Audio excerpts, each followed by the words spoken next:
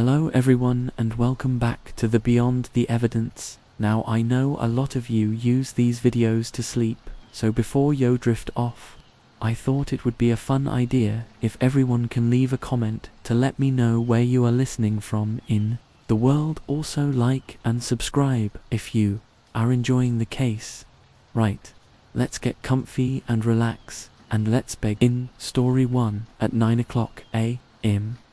On April 18, 1990, a middle-aged woman named Hakuchi hurriedly walked into the Tokyo Police Department, Japan, with a worried look on her face. She urgently reported that her daughter, who had gone on an overseas trip, was now unreachable. With a trembling voice, she begged the police to quickly help find her daughter. According to M. Hako, the missing person was Moro Uchi, a senior college student.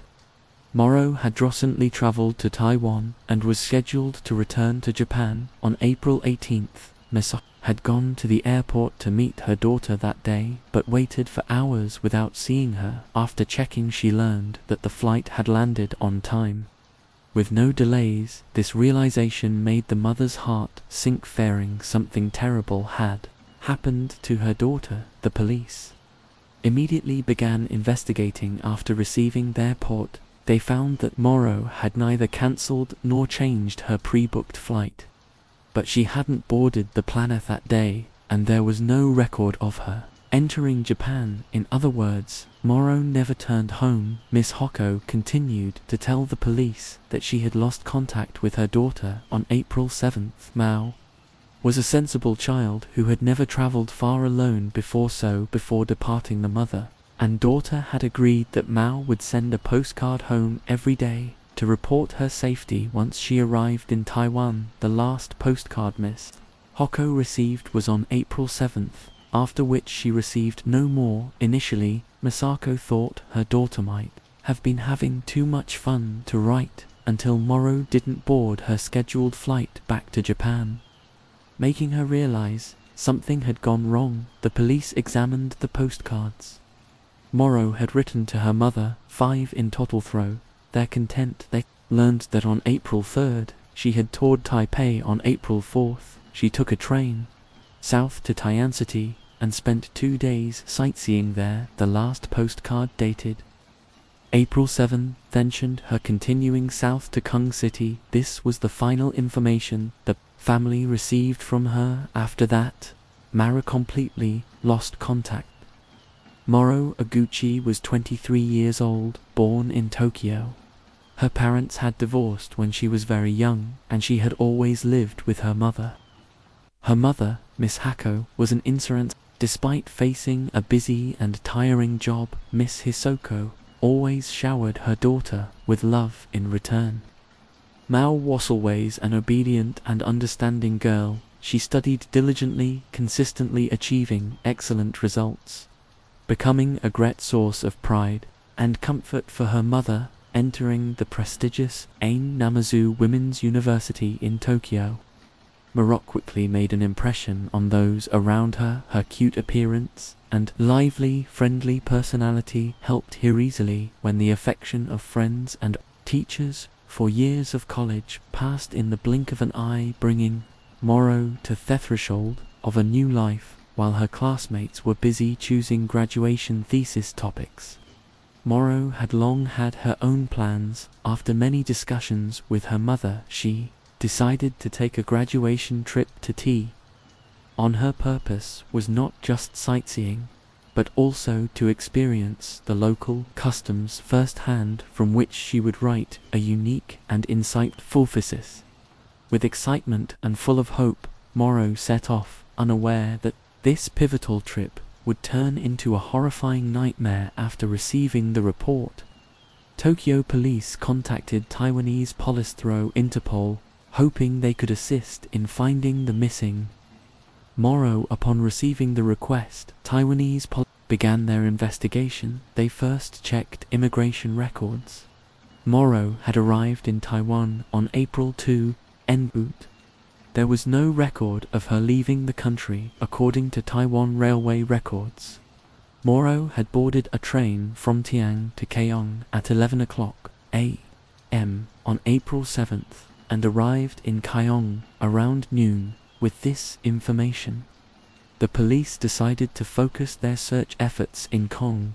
They launched a widespread campaign, posting missing person notices throughout the city. The posters described Moro Uchi in detail, a 23-year-old Japanese girl, 5 feet tall, with short hair, wearing black-rimmed glasses, and with a small mole at the left corner of her mouth. Moro's mother in Tokyo couldn't wait any longer. She flew to Taiwan and distributed flyers to passers-by desperately wanting to find her daughter. However, in a short time, she received no useful leads. She could only return to Japan to await the results of the police investigation, as the missing person was a foreigner. The case attracted close attention from local residents. People began to speculate about Moro's fate. Some believed she might have fallen victim to human traffickers. Others thought that Moro, with her pure beauty and characteristic youthful naivety, could have become a target for criminals. They imagined a heartbreaking scenario: the young girl being lured by sweet talk, then forced to work in red light districts or other depraved places. They speculated that her disappearance might also be related to criminal gangs. The mysterious disappearance of Marie Uche quickly became the focus of media attention. Major news outlets continuously updated information, offering analyses and hypotheses about the fate of the young woman. The story of the Japanese student who suddenly vanished during her trip to Taiwan spread like wildfire, causing a stir in both countries. Pressure mounted on the police. With few clues, they were forced to expand their investigation, focusing entertainment establishments in Kong, where Moro was last believed to have been. They hoped to find traces of her in these places. However, after days and nights of investigation, the police still couldn't obtain any significant leads. Then, a glimmer of hope appeared when a woman approached the police. She claimed to be a psychic and said she had her special abilities to see Moro's fate. According to this woman, Moro might have been murdered and her body dumped in a lake or the sea. With this lead from the psychic, police focused their attention on Chunching Lake, a famous artificial lake in Kong located between Tianjin and Linga districts. Based on this theory, police sent a team to search the lake. However, apart from pulling up some animal carcasses and trash, they found no traces related to Moro. Just as the investigation seemed to hit a dead end, a man named Lee from Taiwan approached the police and provided an important clue. He said that on April 4th, he had met Mara near Tinan Station. She looked rushed, as if lost. Mr. Lee, seeing this, proactively approached to ask if she needed help. After chatting, he learned she was a tourist from Japan to save money. Mara had asked Mr. Lee if he knew of any cheap hosts nearby. Upon hearing this, the kind-hearted Mr. Lee offered to let her stay at his home, as he happened to have a spare bedroom. Moro happily agreed. For the next 2 days, Mr. Lee not only provided free accommodation, but also became an enthusiastic tour guide from Moro. On his motorcycle, he took her to explore many famous tourist spots in Taiwan, sharing stories about local historians. Culture. From Mr. Lee's account, it seemed Moro had thoroughly enjoyed her time in Taiwan, always smiling and excited about every new experience. After staying at Mr. Lee's house for 2 nights, Mara planned to leave Taiwan to continue south to Kyong on the morning of April 7th. Mr. Lee drove her on his motorcycle to Taiwan Station and watched her enter the station. Mr. Lee described Moro as a lively, cheerful girl who left a good impression not only on him but on his entire family, he asserted. Throughout wrote her stay, Moro showed no signs of anything unusual and had a great time in Taiwan. Before leaving, she even wrote down her home address in Japan, hoping they could keep in touch in the future. Mr. Lee then handed over to the police the address Moro had written for him. After comparing the handwriting, they confirmed it was written by Moro with a serious and objective work attitude. The police expanded their investigation, interviewing Not only Mr. Lee's family bet, also the surrounding neighbors. The results were very consistent. Everyone confirmed Mr. Lee's statement was accurate. They affirmed seeing Morrow stay at Mr. Lee's house for 2 days. Before leaving, many people emphasized that Mr. Lee was known for his kindness in the area. Always ready to help others in need, the witnesses all agreed that Mr. Lee and would absolutely not do anything unethical to prove his innocence. Mr. Lee told the police that for taking Morrow to the station on April 7th, he had bought her 2 bottles of water at a convenience store outside a station. He suggested that the store owner might remember them. Therefore, the police went to the convenience store. Mr. Lee had mentioned, according to the store owner's memory, Mr. Lee had indeed bought water there that day. At that time, there was a beautiful young girl behind him, so the store owner remembered clearly. At this point, suspicions about Mr. Lee were dismissed. Now the police theorized that after being treated well by Mr. Lee's family in Taiwan, Morrow might have become too trusting of strangers. Kindness when she arrived in Kongxi might have been ready to accept help from unfamiliar people, unaware of the potential risks in a situation lacking vigilance. Morrow could have become a target for those with ill intentions. As time passed, the investigation made no progress. Just when a very own thought this case would become a cold case, the police received an anonymous letter. The letter mentioned a taxi driver with strange behavior in Kung City. His car was covered with talismans, and he had placed several Buddha statues on the dashboard. During the time Morrow went missing, he had told passengers, "I know exactly where that girl is because I saw her last." The police immediately began investigating. After receiving the anonymous letter, they quickly identified this taxi driver in Kong. To avoid alerting the suspect, police deployed a sophisticated investigation strategy. A group of undercover investigators was sent to the taxi stand at Kong International Airport to gather information. This taxi driver's name was Luong. His colleagues described him as a very eccentric person after Morrow's disappearance. He had repeatedly mentioned her whereabouts to people then, as if possessed.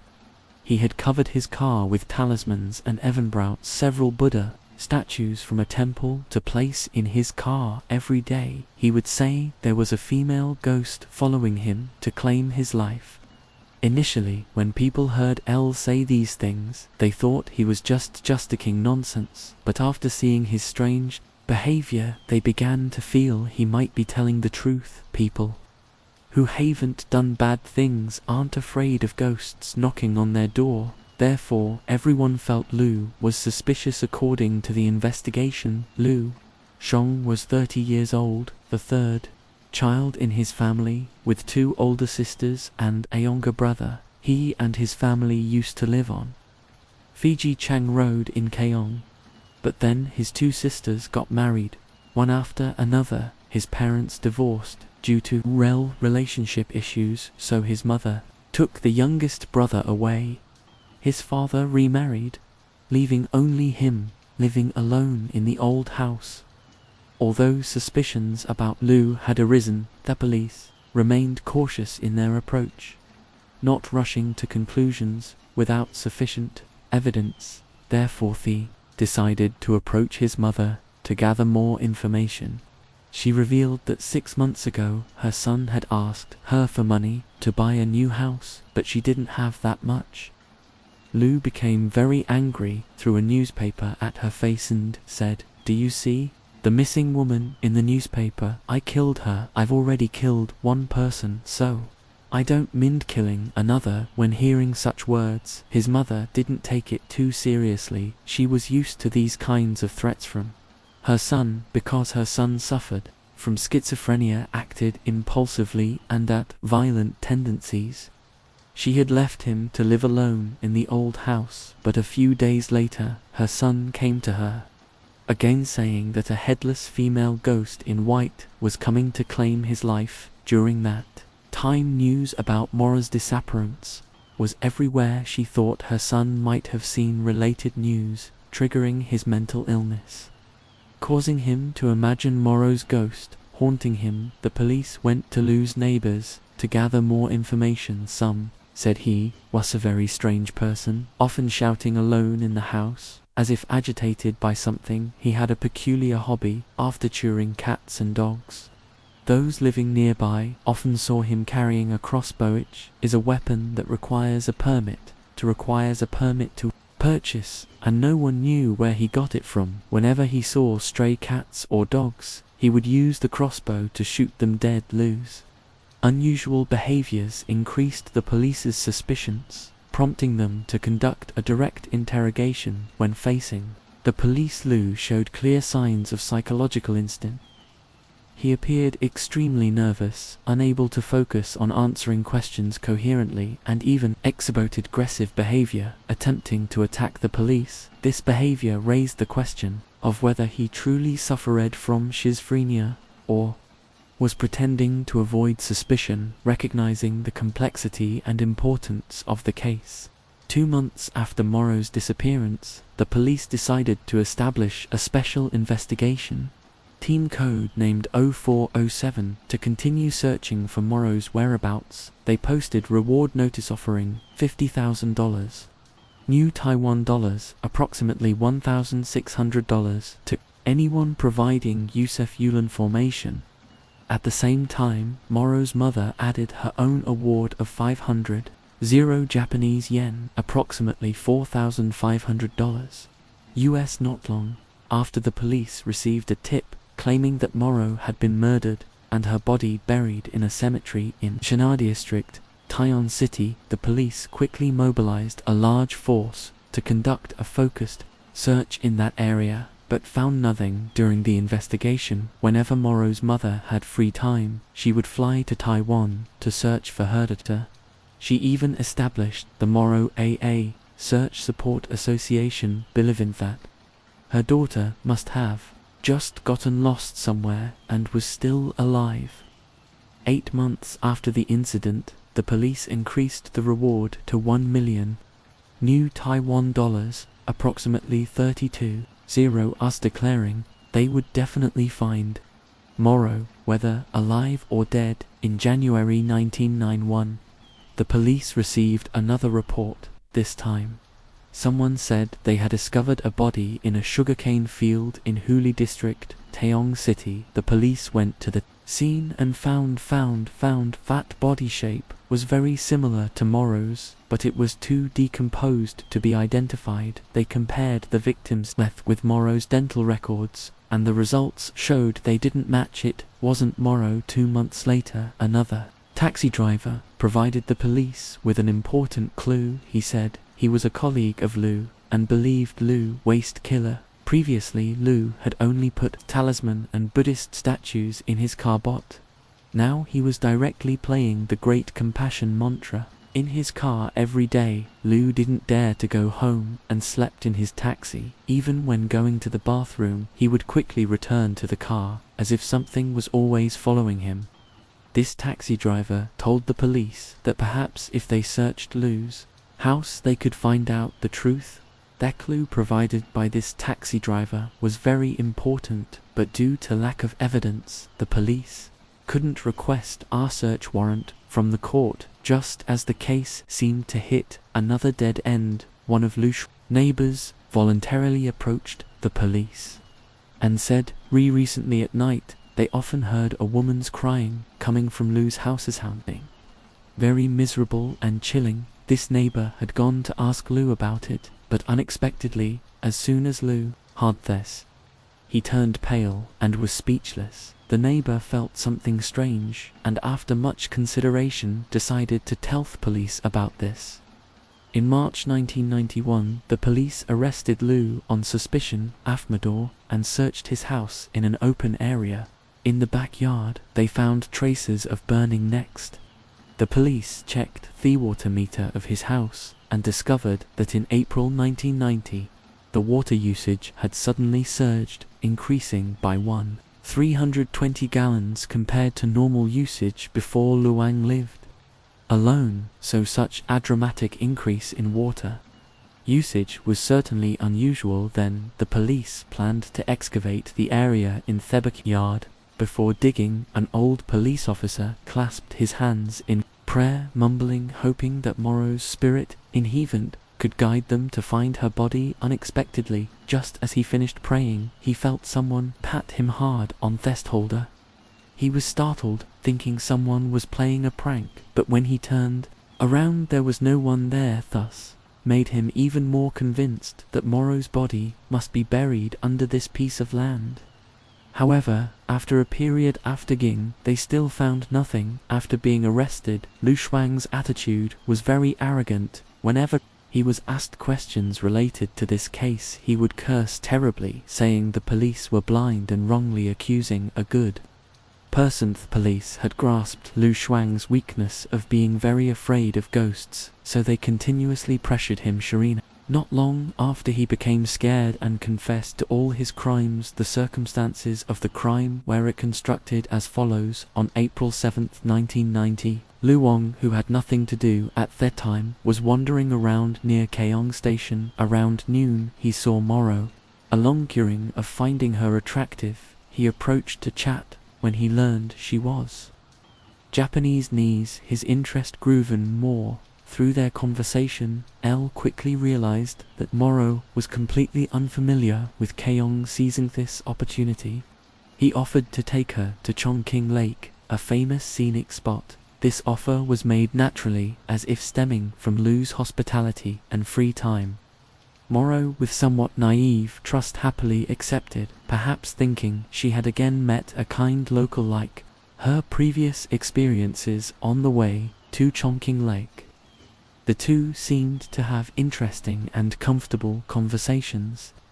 This cheerful and friendly atmosphere made Morrow feel at ease, unaware that she was approaching danger. When Lu learned that Morrow was still a college student, his desire grew stronger. As night fell, Morrow asked him if he knew of any cheap hotels, explaining that, as a student, she didn't have much money to lure her to his home. Lu lied, saying that hotels in Kong were different from other places and required reservations many days in advance. He conveniently mentioned that he had a spare room at home where she could stay for free.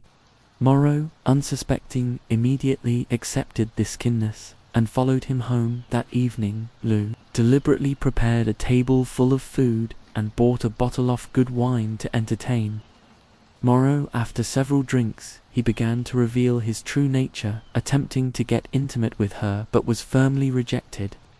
Morrow angrily pushed him away and stood up, intending to leave. Immediately seeing her about to leave, Lu bowed his head and apologized, saying he had drunk too much. After his explanation, Morrow reluctantly stayed, but immediately went to the bedroom and locked the door. That night Lu became increasingly angry, believing Mao was just pretending to be pure. Suddenly an evil thought arose in his mind. In the early hours of the morning, he found the spare key to Morrow's bedroom, took his crossbow and silently opened her door. Morrow was sound asleep. Lu approached the bed, aimed at her temple, and pulled the trigger. The young Morrow lost her life in her sleep. Next, Lu took her cleaver and began the lengthy process of dismembering the body. He then wrapped the parts in blankets and disposed of them along with the murder weapon in various locations. After this, he discovered that the floor and bed in Morrow's room were covered in blood. To destroy the evidence, he took everything to the backyard and burned it. After hearing Lu Kuyang's confession about the crime process, all the police present were shocked. The bespectacled man, appeared gentle before them, was capable of such brutal acts. Although Lu Shuang had confessed to the entire crime process, the victim's body and the murder weapon had not been found, so he still couldn't be charged. Whether Lu understood this point or not, he still refused to reveal the specific locations. In the following days, he sometimes said dumped the body in Taiwan, sometimes in Kung, constantly lying. The police forced him to go to each location to check, but each time they came up empty-handed. Luang was very cunning, leading the police in circles. exhausting everyone. On March 8th, Lu Chuyang still refused. Todd disclosed the specific location. The police were also very patient, determined to confront him.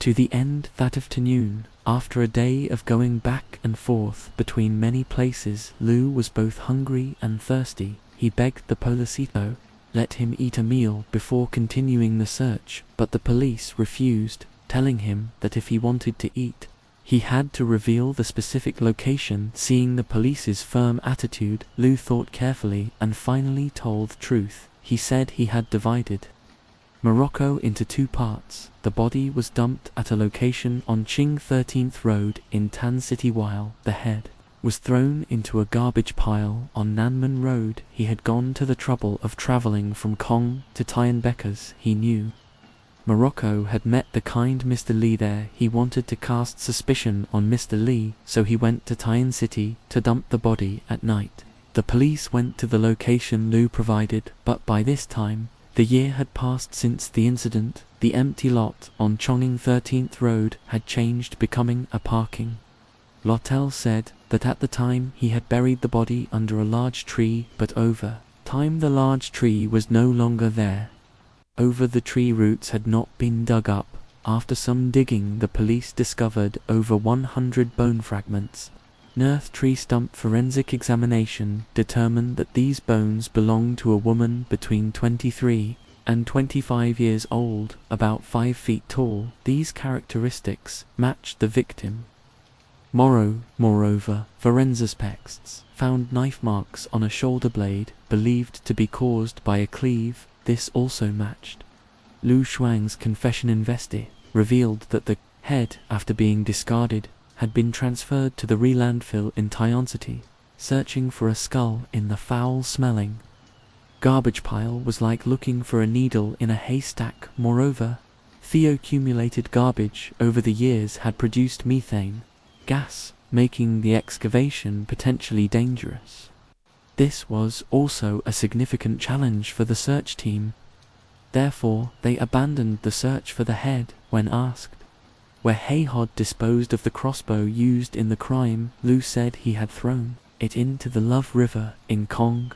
According to Heimvan, if the police knew the location, it would be useless, as the chance of finding it was very small. However, surprisingly, the search team took less than a minute in the water to retrieve the crossbow. The speed was so incredible that it seemed unbelievable. Mother came to Taiwan once again from Japan.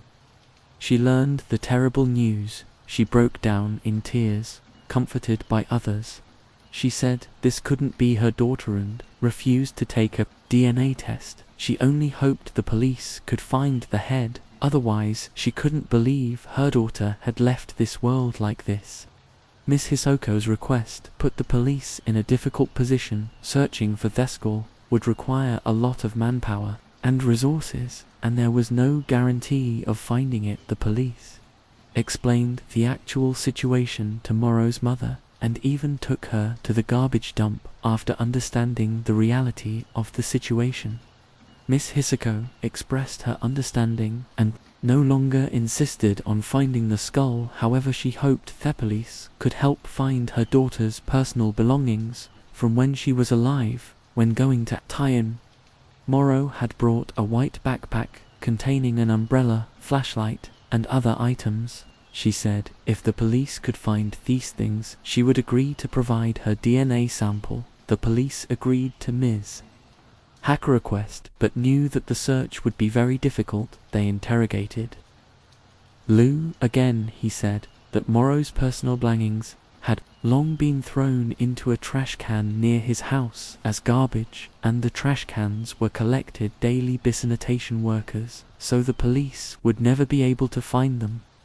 Although Luang tried to conceal his actions, an unexpected situation broke his plan. During the expanded investigation, the police interviewed sanitation workers working near Luo Young's house. Through this, they collected crucial information from a worker named B. Mr. Brick counted a strange incident that occurred in April 1990, coinciding with Moro's disappearance. During his routine work, he had discovered a white backpack discarded in a trash can on Fiji Road. What caught his attention was that the backpack looked very new. Unlike typical discarded items. Out of curiosity, Mr. B opened the backpack and was surprised to find an umbrella and a flashlight inside, all in brand new condition. Realizing these were still good items, he decided to take them home, thinking it would be wasteful to throw them away. However, from the day he picked them up until the time the police interviewed him, Mr. B had not used any of these items, and they were still kept intact in his house later. Mr. B went home to retrieve these items and handed them over to the police. When Morrow's mother saw her daughter's belongings, she understood that her daughter had truly left this world. She then kept her promise and agreed to provide a DNA sample. The results quickly confirmed that the bone fragments found by the police belonged to the victim. Morrow. 1 year after the incident, Vic Chong District Court opened a trial. The defendant Lu Wang was charged with murder and disposing of a corpse. After the trial, the court announced its verdict. Defendant Lu Wang was found guilty and sentenced to death. However, considering that he suffered from mental illness, which qualified him for a reduced sentence, his death sentence was commuted to life imprisonment. During the appeal period, Lu Wang did not accept the verdict and filed multiple appeals. However, his appeals were rejected after months of relentless investigation. The mysterious disappearance case of Moro Oguchi was finally resolved, and the murderer received appropriate punishment under the law. However, the conclusion of the case could not bring complete cancellation to Morrow's family, especially the mother's pain of losing her child, which would never fade away. Morrow's story has become a painful warning about the potential dangers of traveling alone, as well as a testament to the necessity of increasing vigilance to protect one's safety and that of those around. His story to the case took place in the village of Zhong Shandong Province, Chinoan, the afternoon of May 28, 2018. A man was looking for a fishing spot along the banks of the Sion River near Sheng village in Shandong Province. As he walked along the river, he suddenly noticed a bulging suitcase drifting close to the riverbank. The water wasn't very deep here, and since the suitcase looked relatively new, he thought perhaps Simone had dropped it by accident, or that there might be something valuable or usable inside. For those who follow true crime documentaries, this is often a signal that something ominous may be inside. However, this man didn't think that way. Eagerly, he waded into the water to pull the suitcase to the shore, feeling pleased as it felt quite heavy. As he unzipped part of the suitcase, he saw something inside, wrapped in transparent plastic bags, tied securely with rubber bands. So he unzipped the suitcase entirely and tried to pull it out to see what it was. As you can see in this scene, the man was horrified, throwing the plastic wrapped contents and the suitcase in opposite directions. At around 3:30 p.m. on May 28th, police from Zhong Shandong Province arrived at Sion Riverbank. Crime scene investigators began taking the man's statement about how he discovered the body inside the suitcase was a severely decomposed body, curled up tightly and wrapped in multiple layers of transparent plastic bags. The preliminary on-site examination revealed that the victim was female, approximately 5'1" in tall and weighing about 99 pounds. With long hair about 18 in length. She was wearing a white t-shirt with blue sleeves, and the shirt had an Adidas lagoon. The chest. The victim was barefoot and had multiple wounds on her neck, one of which was around 1.4 in long and very deep, identified as the fatal injury due to the prolonged time since death. The body was too decomposed to identify, and there were no identification papers on the person or in the suitcase. The forensic report determined the victim had died approximately 45 days prior, and she was estimated to be between 25 and 29 years old. The neck wounds were consistent with those inflicted by a dagger given the extended time in water there was seepage into the plastic bags wrapping the body, and the victim had been submerged in river water for many days. The victim's hair, fingernails and toenails were almost entirely detached.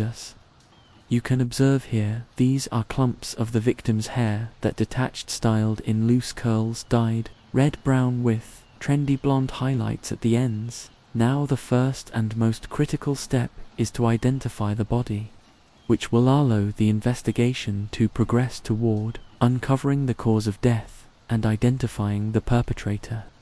The Stretch-Off River, where the suitcase was found, is located east of Shung Village in the outskirts of Wang City. This section of river is part of the lower course of the Sion River, flowing from east to west with a slow and steady current. It has an average depth of about 8 to 16 feet. Based on the terrain here, police ruled out the possibility that the suitcase had floated downstream from the upper course, as the upper course is shallow and has many rough rocks, while this suitcase was still very new, without any scratches or dents from friction. Only in the lower course, where the suitcase was discovered, is the water deepest and relatively still, which might have allowed the suitcase to remain there for 45 days without significant collisions or scratches. Determining that this was the location where the killer disposed of the body rather than it having floated downstream, the police mobilized a broad search in the area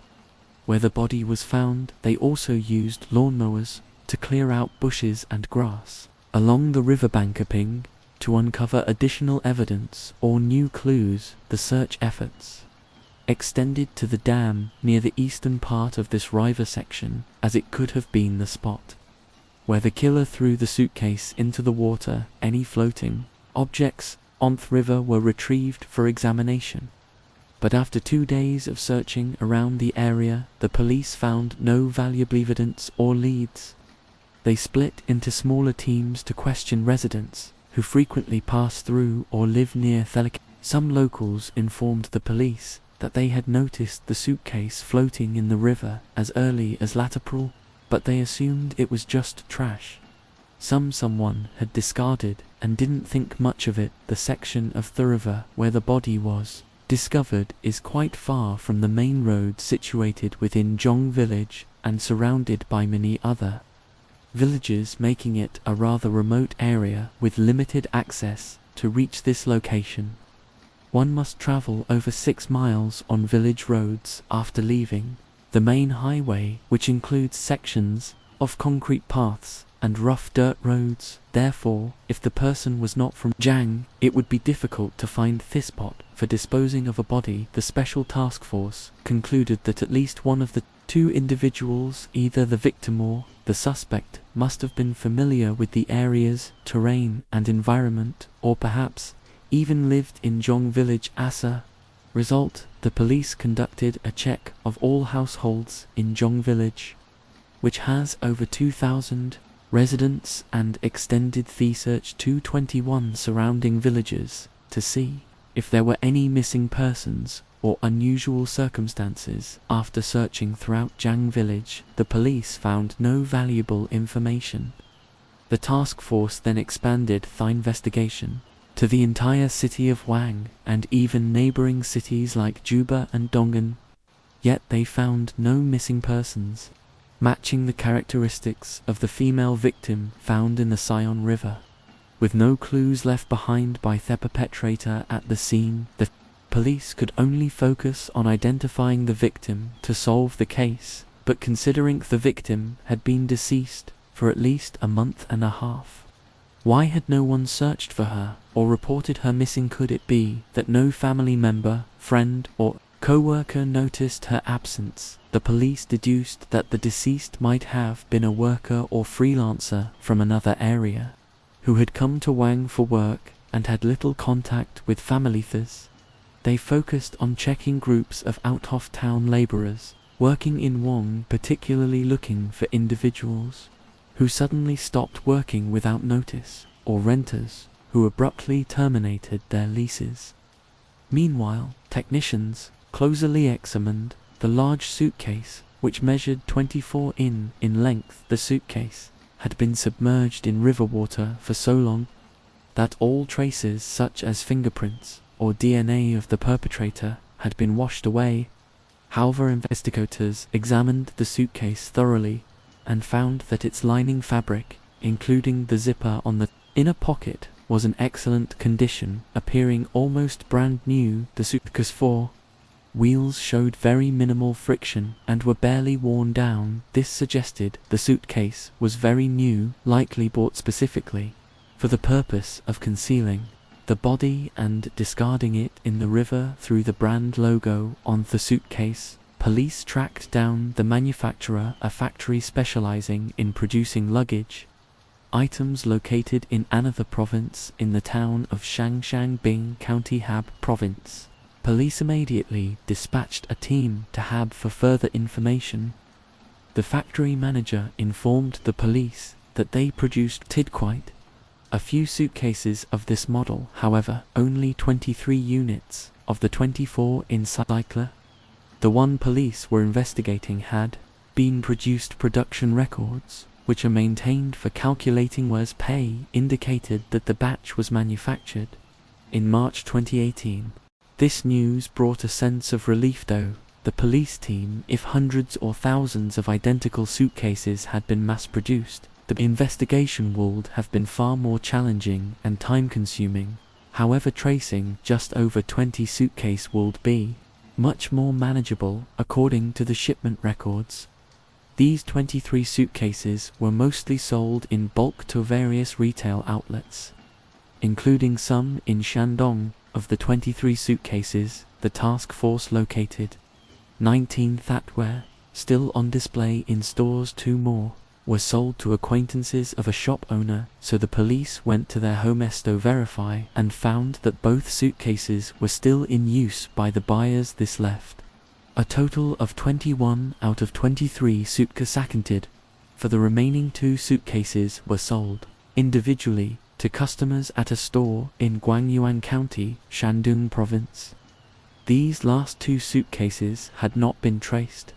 Yet, the task force deduced that the suitcase connected to the case was likely one of these 2 untraced units, suggesting that it had been purchased from the retail store in Guangyuan County. Unfortunately, the store didn't have any security cameras, so even though the purchase had taken place within the past month, the police had no way of gathering details or identifying information about the buyer. The luggage store in Guangguan County, where the suitcase was sold, is about 43 miles from Zhuang Village, where the victim's body was discovered. The police connected these 2 points to form a straight line, treating it as a diameter, and began their investigation. In a line with the cooperation of local police, they investigated local missing persons cases and visited numerous businesses and factories to gather information on individuals who had abruptly quit their jobs, but they still couldn't find anyone matching the victim's description. The Guangyuan area has many large industrial parks and a significant number of workers from other regions, making the pool of individuals to investigate vast. This presented challenges for the task force, as the investigation was time-consuming and complex, without yielding any breakthrough information.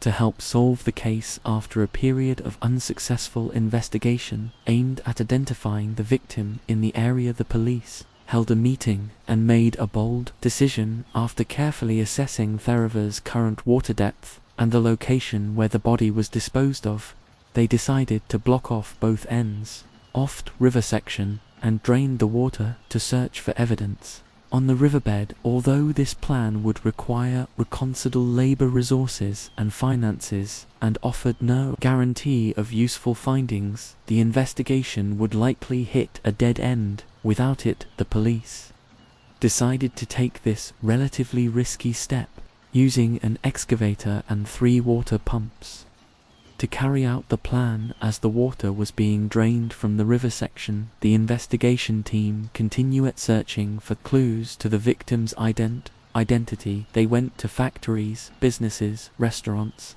stores and rental housing around Zhong village. At a factory in Zhong, the police obtained information about a missing woman. Several workers mentioned that in early April, a 28-year-old factory worker named Yang Lin had suddenly stopped coming to work and had not been reachable since, based on descriptions from her co-workers.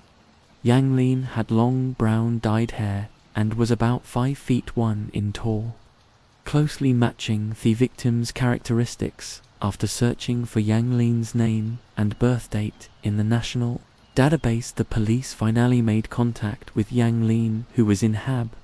It turned out that due to some personal relationship issues in Jiangshahad, returned to her hometown after leaving her factory job and had changed her mobile phone number. This change led former co-workers to believe that she had cut off contact at this point. The police received a new lead not long ago. A hot spring bathhouse in the area, which had been operating fairly well, suddenly closed around mid-April. Village that the bathhouse owner moved everything out overnight. Moreover, locals who frequented the hot spring bathhouse informed the police that the cashier was a young woman named Lan, about 26 or 27 years old, standing around 5 feet 3 in tall, with brown hair highlighted with blonder streaks, closely matching the victim's description. A few days before the bathhouse closed, Lu fans stopped coming to her work, and people recalled that shortly before quitting, she had a heated argument over the phone with someone about money. The police called the bathhouse owner Lu Yen and requested his cooperation to learn more about the cashier and the bath house's activities before it closed. However, upon realizing the caller was from the police, Lu Yen became irritated and refused to cooperate. After this call, Lu Yen ignored all further attempts by the police to contact him. The police found Luan's residence in Dagang village, about 9 mi from Zong. When officers arrived at his home, he remained guarded, silent, and unwilling to answer any question. Checking Lan's records, police discovered that he had a criminal history including charges of theft. Due to gambling debt, was divorced with his children, living with their mother. Though his hot spring bath house was bringing in business and stable income, his gambling habit left him struggling to cover daily expenses, let alone child support payments. The police considered him a relatively high-risk suspect. It eventually took a court-ordered mandate to get Lu Yen to cooperate.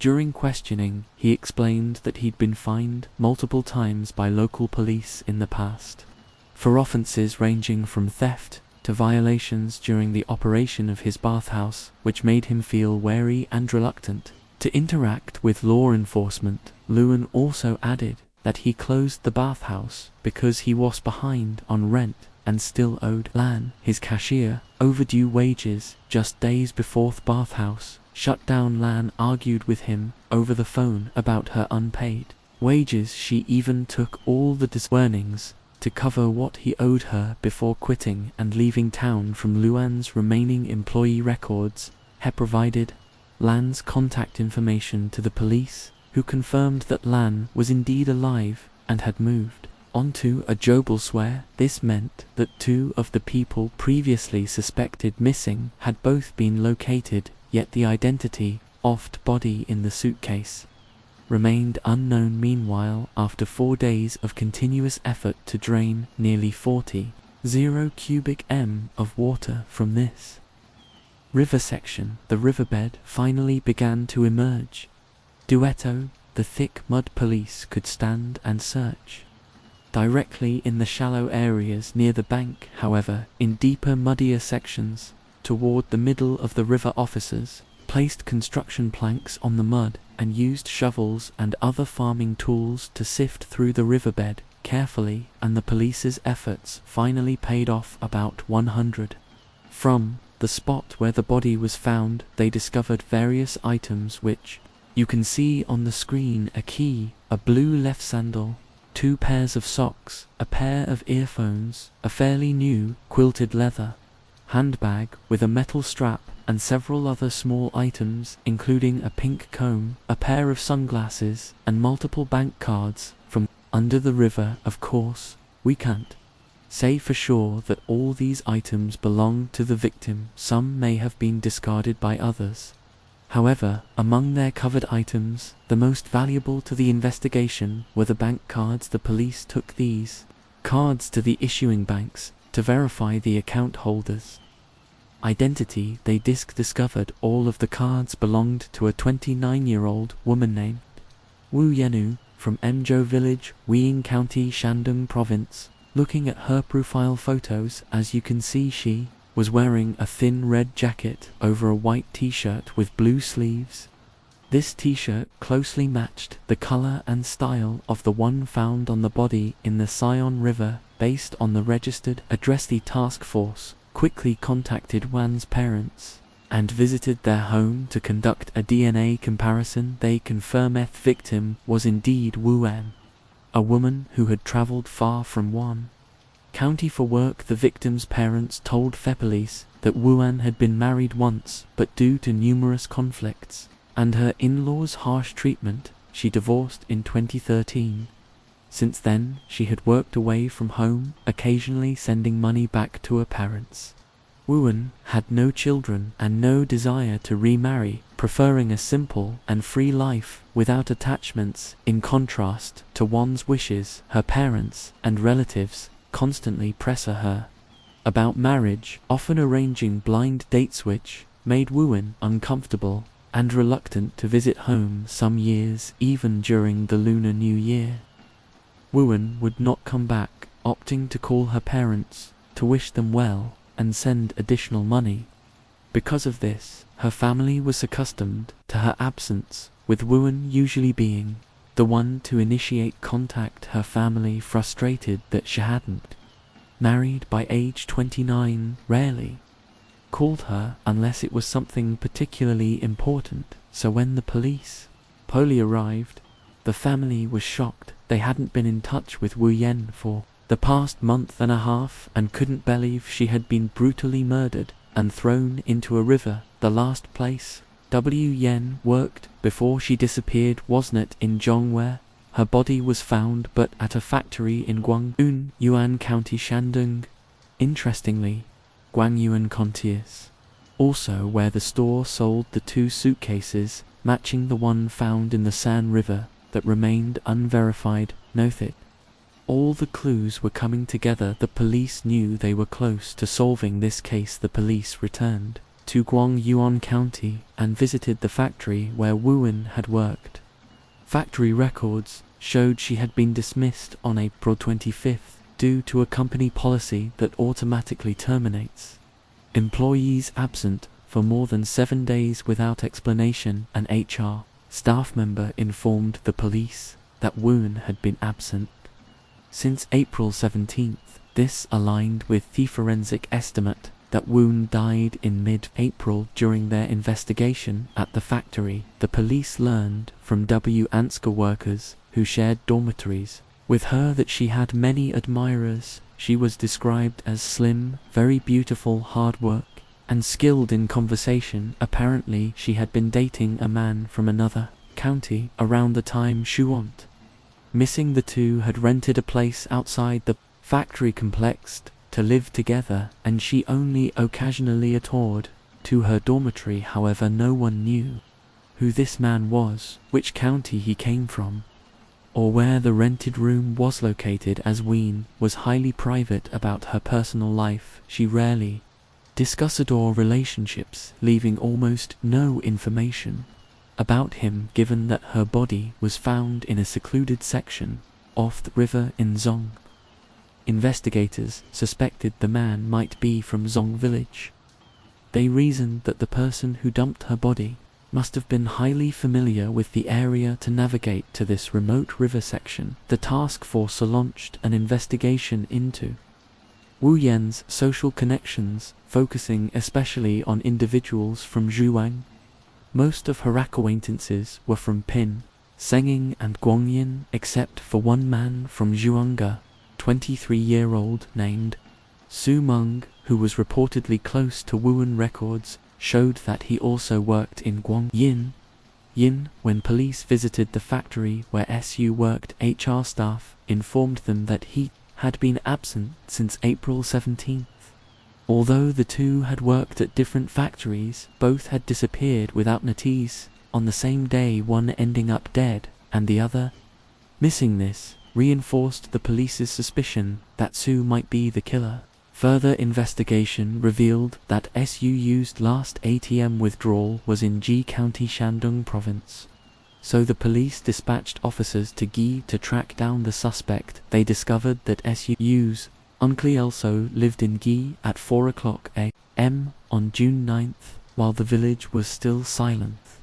Special task force swiftly surrounded the uncle's house, apprehending the suspect on the spot while he was still asleep. Confronted by police, Ihu confessed on the spot that he had indeed killed one in Su, handed over the murder weapon he had kept with him, a dagger.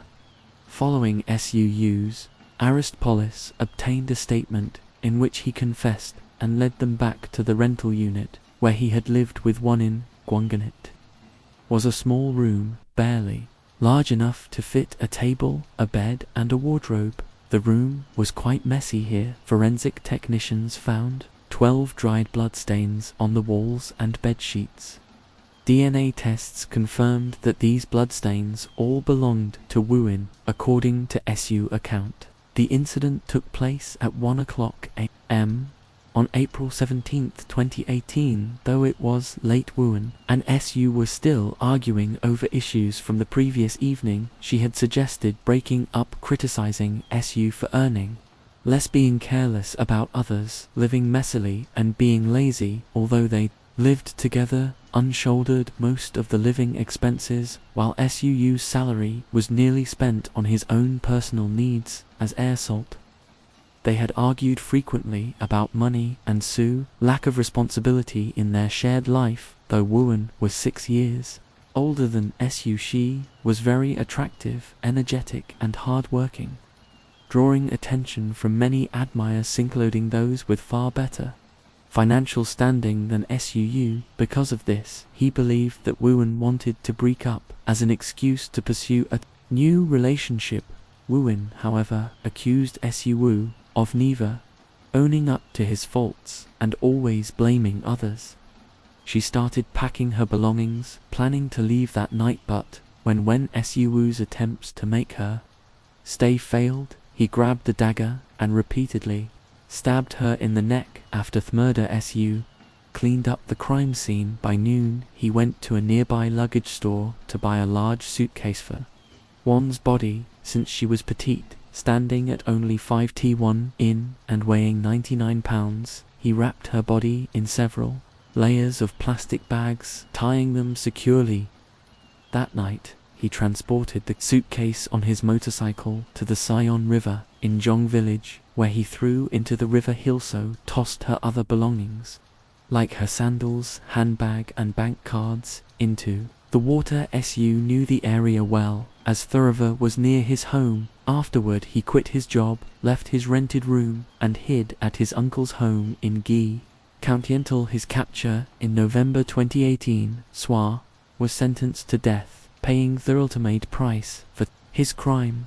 In this case, Ween was repeatedly subjected to the control of others, whether from her family or from the man she loved. She had argued with her boyfriend numerous times, hoping Su would change and become more responsible, yet rather than improving, Swung blamed her for wanting to break up to pursue someone else, and when Wu Yenyu decided to end things, he brutally murdered her. Any justification of love for this crime is simply an excuse. It was a selfish, possessive kind of love. True love would want the other person to be happy, fulfilled and safe. Each person lives their own life, and happiness or sorrow is something they alone can experience. We cannot impose our ideas on others under the pretense of wanting the best for them. Every individual has a unique inner world, faces different issues, and has their own ways of thinking. Story 3. Late at night, on January 25th, 1981, the quiet streets of Toho, Singapore were shrouded in darkness. Round 2:20 a.m. a weary carpenter was walking home after a late movie showing his home was in Building 12, and as he passed Building 11, he noticed a fairly large, new, brown leather duffel bag placed near the stairwell during the economically challenging 1980s. Finding a brand new bag abandoned in a public space was unusual, with only silent buildings around and not a single person in sight. The man thought it might be Simeon's forgotten belongings. He approached the bag and unzipped it to check its contents. What he discovered inside left him utterly shocked. In the dim moonlight, he saw black hair and an arm. Terrified, he dropped the bag, causing its contents to become visible in sheer panic. He ran straight to the nearest police station to report what he had found. When investigators arrived at the scene, they discovered an intact female body. The face showed bruises around the nose, mouth, and knees. No other injurious wear found on the body. A pair of small clogs was found at the bottom of the bag. The body was still warm, with no signs of rigor mortis, indicating the death had occurred less than 2 hours earlier. The body had short hair and was dressed in ALO uniform. The cause of death was determined to be suffocation from having the mouth and nose forcibly covered. Investigators also found evidence of assault. The cause of death was suffocation from having her mouth and nose forcibly covered. There were also signs of sexual assault through cross-referencing missing persons reportages quickly identified the victim as Agnes. In shock, a 9-year-old girl who had been missing for 10 hours. She was last seen around 4 p.m. on January 24th near a church in Tokyo, just a few hundred yards from her school. Agnes and her older sister were walking home when her sister realized she had forgotten something at school. The sister asked Agnes to wait while she went back to get it. When she returned, Agnes was gone. The sister initially assumed Agnes had walked home ahead of her, but when she arrived home, Agnes wasn't there. When the daughter told their parents what happened, they immediately returned to search the area around the church and school.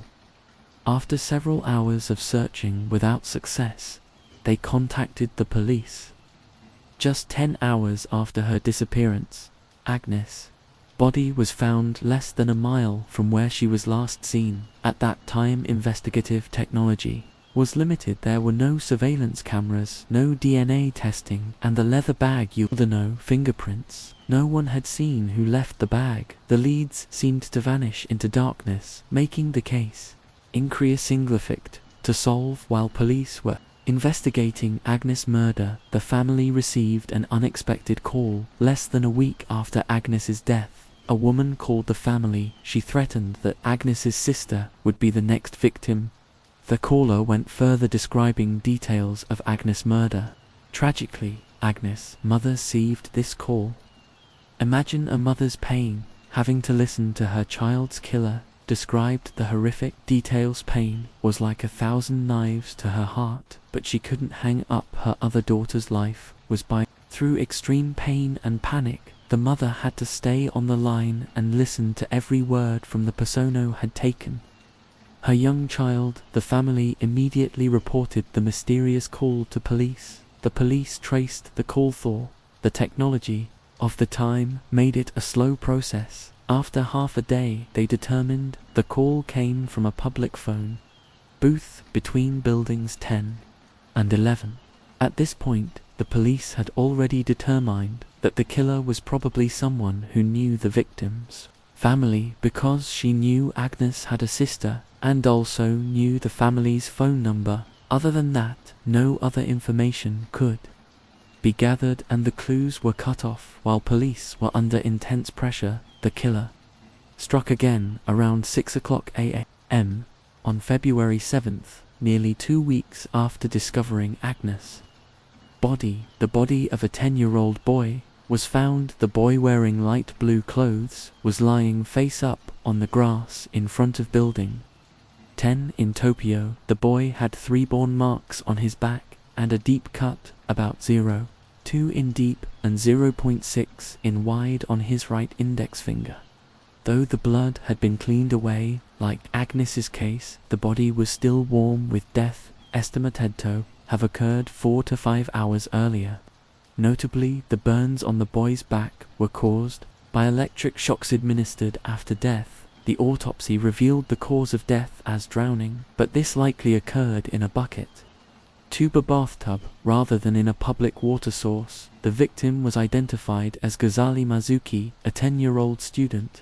Atheny Park Elementary School. He had been staying with his grandmother in a neighborhood about a 4-mile from where Agnes lived. Ghazali was last seen alive 12 hours before his body was found on February 6th at 6 o'clock p.m.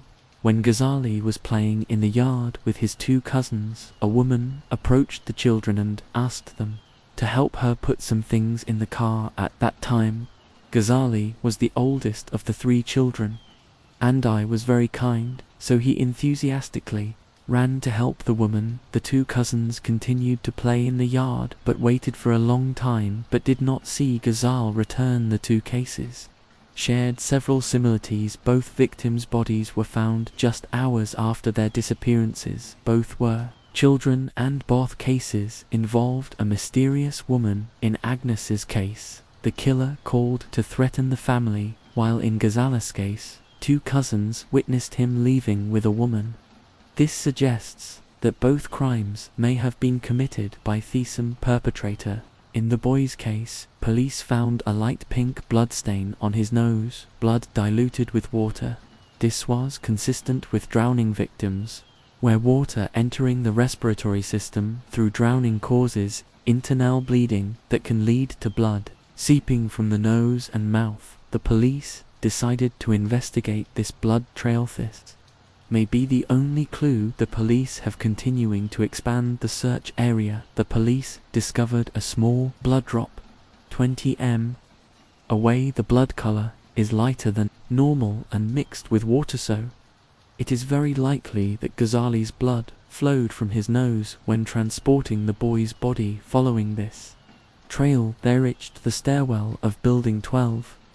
Though the killer had been careful, the watery blood from the victim's nose had apparently gone unnoticed in the dark as they transported the body. Police immediately surrounded the 7-story building to prepare for a search of each apartment. More diluted pink blood drops were found between the 5th, 6th, and 7th floor stairwells. The blood drops became more concentrated at higher levels when they reached the 7th floor corridor. The pale pink blood trail stopped right in front of the door of the first apartment. At that time, the police saw a man wearing a shirt and trousers closing the door. He seemed to be preparing to go somewhere. The police informed this man that they were blocking off and searching this area because it was related to the child murder case. After further inspection, the police found that the entire 7th floor area only had this man's apartment, but it was clear from the information provided by witnesses that the initial judgment was that the murderer was a woman. So is there a woman living in this apartment? After investigating further, the police learned that the man was Adrian Lim, 39, who had been involved in a rape case that was still under investigation, with no specific conclusion, and was on bail. But because that blood trail led to Lim's door, the police suspected that the woman living with Lim was also involved in the case. But what was more surprising was that Lim lived in the same house with both women, his wife Tanmui Sachu and his lover Hoka Hong. The police had a search warrant and entered Lim's apartment. It looked very strange when they entered the door. They saw a mixed-style altar, meaning worshipping all kinds of different religions in the Amrit room. Police found a number of religious items in the apartment. There were crosses and Hindu and Chinese statues on the altar. Some of the statues were smeared with blood, and the blood was so fresh that police thought it might have come from the wounds on Ghazali's hand. But Lim said that the blood covering the statues was just candle wax from red candles bought from China that he had smeared on them for the ritual. Police then searched the kitchen and found blood on the kitchen floor. When questioned, Lim said he had killed a chicken in the kitchen during the Chinese New Year, but rapidists later showed that it was human blood. The more police searched Lim's room, the more grisly evidence they discovered. Bloodstains were imprinted on the slippers, shorts, and handkerchief, as if they were evidence of an undeniable crime. A woman's robe was still soaked in a bucket of water, the bloodstains still unerasable. The room was a gruesome crime scene with blood-stained objects scattered everywhere. Even more disturbing was the presence of anesthetic drugs and a syringe filled with blood suspected to be Ghazal. The police also found a clump of hair under the carpet and the sofa. Judging by the length and softness of the hair, it looked like Ghazali's hair's refrigerator was also full of vials of blood. Finally, the police found a piece of paper stuck inside a phone book with the names Agnes and Ghazali. Agnes's name had only been found that morning, and there had been no news. The fact that Ghazali's name was written on this piece of paper meant that the people living in the apartment must have known very well about the murder during the investigation. A resident living on the 5th floor of the building said that at around 2 a.m.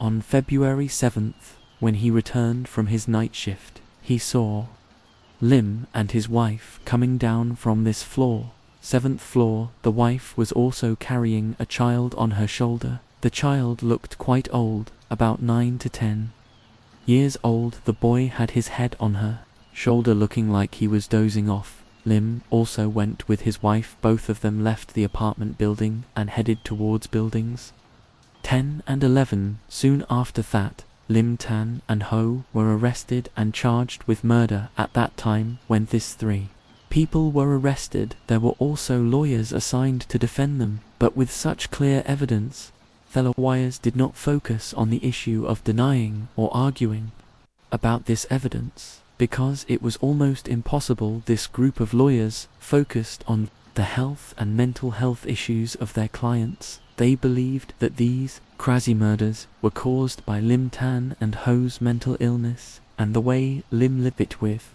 his wife Tan and his lover Ho in the same house in a peaceful and harmonious manner clearly showed that their mental health was problematic. Furthermore, the lawyers believed that the bodies of the victims were all dumped very close to the perpetrator's house, no more than 200 meters away.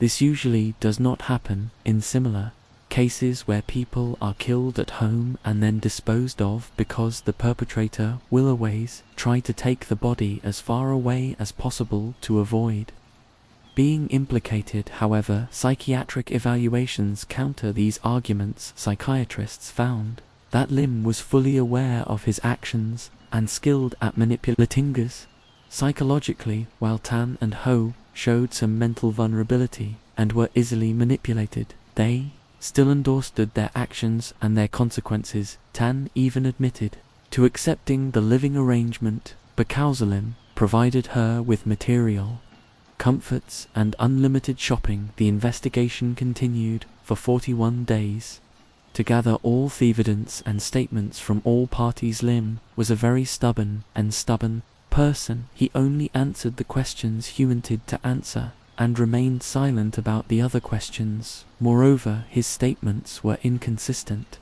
He did not admit to the crime, but blamed his wife and lover. As for the two women, Tan and Ho, they kept saying that because they were too scared, and also believed in Lim because they believed that he had supernatural powers and admired that they worshipped him like a saint, and from then on were willing to follow any request he made. After all the information from the statements, evidence, and relatives around the three perpetrators, the police pieced together biography and the process of committing crimes as follows.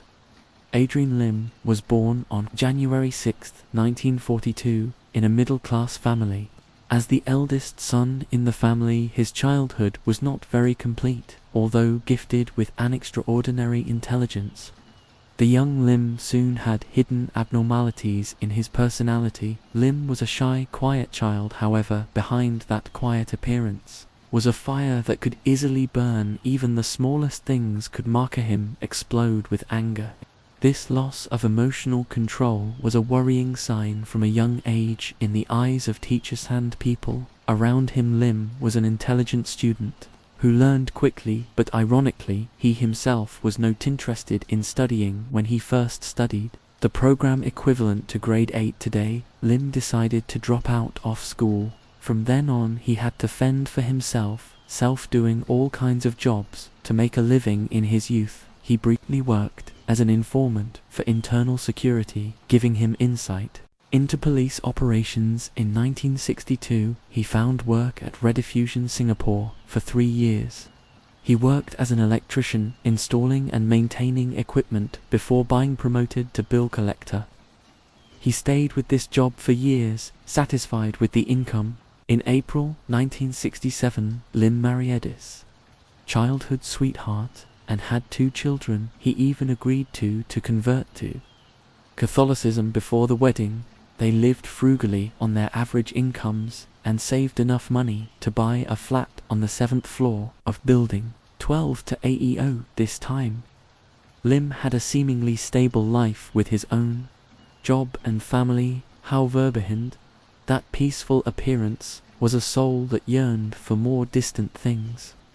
Fame and power were things that, with his meager capital and limited education, Lim could hardly reach. Amidst the torment of the banality of life, Lim gradually found a fascinating escape, which was the world of spirituality and magic. For him, this was like a shortcut to achieve the burning desire for power that he always desired. Spiritual world with its mysteries attracted Lim, where he believed he could hold supernatural powers. In the 1980s, belief in the spiritual world was much more popular than it is today, due to the limitations of science and technology at that time. If people had diseases that were difficult to cure or difficult to explain, they often thought of spirituality, seeing a shaman instead of a doctor to cure the disease. This has created opportunities for people with real spiritual abilities and scammers Tao's various tricks to gain personal benefits, and Lim is one of them. With the desire to become a powerful magician, Lim planned to build his image meticulously and purposefully. He chose a clever approach, pretending to be an ordinary customer going to see a fortune teller, but in reality he was there to learn from local shamans. Every day, Lim spent money to sit and listen, to observe. He studied every detail, how the fortune tellers read their customers, the art of conversation, and especially how they created a mysterious shell around themselves. Lim silently recorded all of these, like pieces of the puzzle for his future perfect role. Not stopping there, Lim also learned Malay and Thar. Reading spells in these strange languages would create a strong impression on customers, making them believe in his supernatural powers. In particular, he was attracted to the image of the goddess Kali in Hinduism and Tokyo. After gaining some understanding of the spiritual field, Lim began to promote his ability to use charms and magic to cure diseases. Since 1973, when Lim was 31 years old, he was famous in the magic circle. Although he was very young compared to his colleagues in the same profession, his actions went far beyond the usual scamstro. Keen observation and persuasive speaking, he quickly attracted a large number of customers, mainly the elderly lithos, with serious illnesses but not much money and unable to afford expensive treatment. These people came to him for spiritual healing, but his main target was young women and prostitutes. Therefore, he focused on promoting amulets, because these people often mainly wanted to ask for amulets for business or love. Lim took advantage of the weakness of young women to manipulate them. Based on blind faith and magic, he used foreign languages to fake spells and added magic-like performances, tricks and drama to make customers completely believe in his spiritual abilities. In this way, he has deceived many people. With male customers, he only asks for money to lift the curse, But with female customers, his services become more complicated. His services include using Prengon statues for massage to cure diseases. After intimate contact with the customers through massage sessions, he would skillfully take advantage of this private space to gradually create intimate relationships with the female customers. Then he would use seductive words about maintaining youth, beauty, or luck to lure them into depraved acts. With this trick, Lim not only earned a large sum of money, but also satisfied his dark desires. Even his wife and lover were women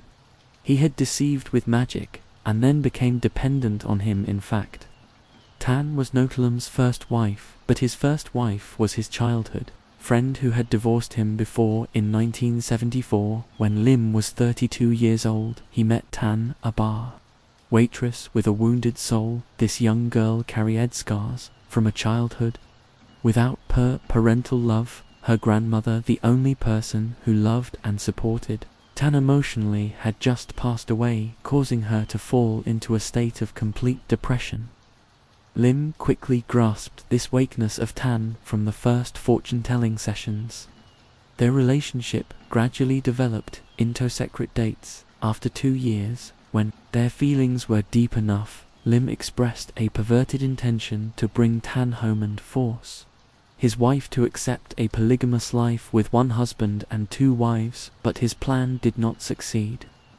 Eddie's first wife, instead of agreeing to this unreasonable proposal, decisively took her 2 children and left the 10th floor apartment and filed for divorce. Now only Lim and Tan remained in the apartment.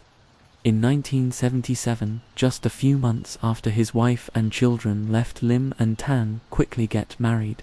Since then, Tan was not only his wife, but also a money-making tool, a lackey, for Lim. To operate a fraud, he forced Tan to become a prostitute and took all the money she earned, saying that having sex with younger men would make Tan even more beautiful and happy. Although Tan showed more and more obvious signs of depression, she was absent-minded and did not want to talk to anyone. Lim convinced Tan that the scissions were caused by evil spirits. To solve the problem, to drive away the evil spirits that were haunting Tan, he used treatments such as electrocution, abusing Tan, and at the same time he asked Tan to help him trick other people to come to fortune-telling and ask for amulets, making them completely believe in Limasumion with supernatural spiritual powers. In addition to Tan, there was also a 24-year-old woman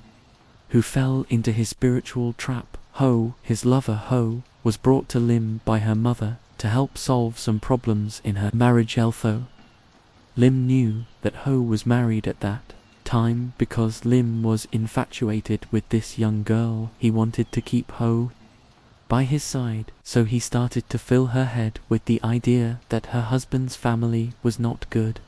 He even fabricated Ali to threaten Ho that her husband was planning to force her to become a prostitute to earn money. After a period of psychological manipulation, Ho completely trusted him and even agreed to become his wife on a holiday, a wedding that he organized in his own house in secret with only the 2 of them together. After a while, Ho would occasionally stay and live with Lim in the apartment for a few days and then leave her husband. At that time, Ho's husband came to the place to ask his wife to come back and wanted to expose Lim's scam. Here, Lim incited Ho to seduce her husband to participate in an electric shock treatment to exorcise evil spirits. At that time, this man wanted to quickly expose Lim's scam, so he agreed to participate. During this process, Lim intentionally increased the voltage, causing Ho's husband to be electrocuted to death on the spot, and he staged the scene as an accident.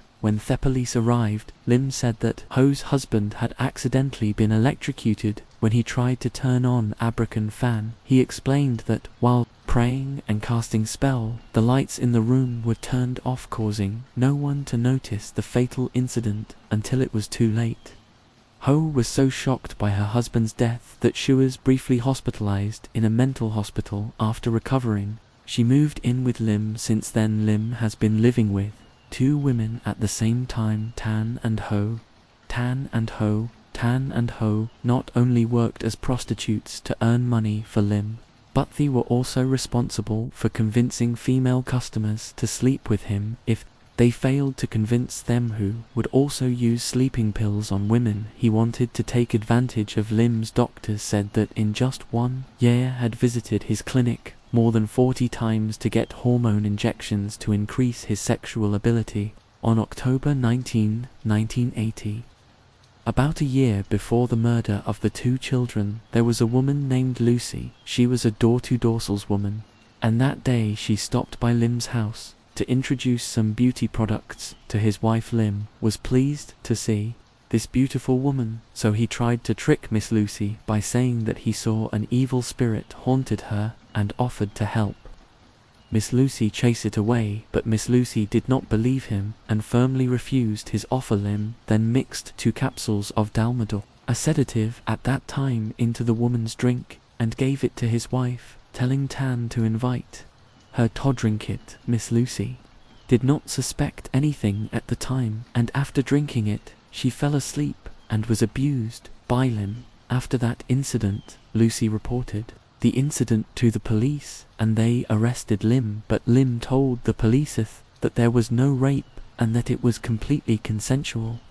He said he was a womanizer and that Lucy was attracted to him, but after he got bored of her, she became jealous of Tan and Ho and sued him for revenge. At that time, both Lim's wife and his mistress, who were living with him, were also manipulated by him to testify to what he said at that time. This scandal was very famous in 2000 because a famous shaman like him was involved in a rape case that caused a stir in the whole area at this time. Lim thought of another crazy way to distract public opinion and the attention of the police at the same time, because he had read some documents saying that sacrificing children would bring luck and power. He convinced Tan and Ho that it was necessary to sacrifice children to appease the wrath of the goddess Sathat.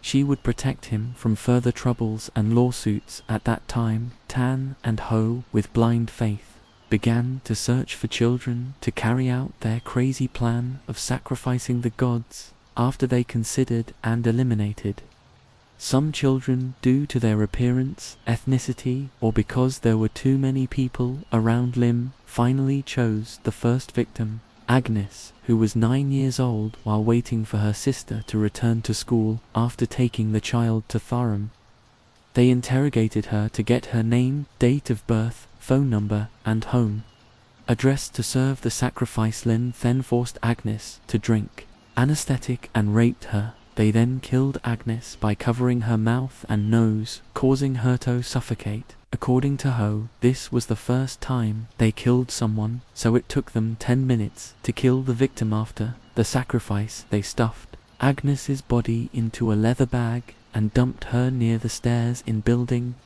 11. The news was all over the newspapers right after Agnes's death. They continued to stir up public opinion when Tan called the victim's family to threaten them, and it seemed that their method was really successful in distracting public opinion.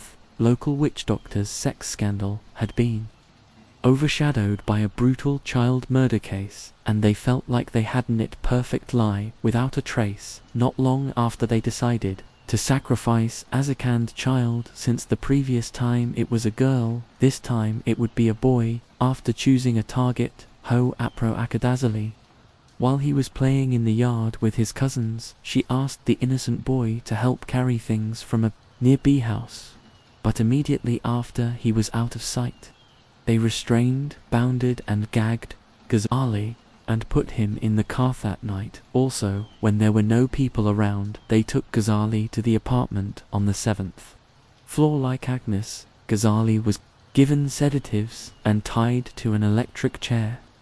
Lim used a knife to cut a wound on Ghazali's hand and directly drank the boy's blood. He believed that his spiritual power would increase after performing this ritual. Lim then drowned the boy in the bathtub.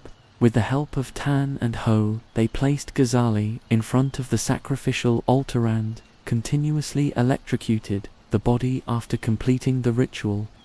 Lim and Tan took the boy's body to dispose of it at dawn the next morning, while H stayed home to clean up the bloodstains. They thought they had done it very discreetly, but they did not expect that Ghazali's nose was bleeding all the way, causing the police to follow this clue all the way to the apartment door on May 25, 1983.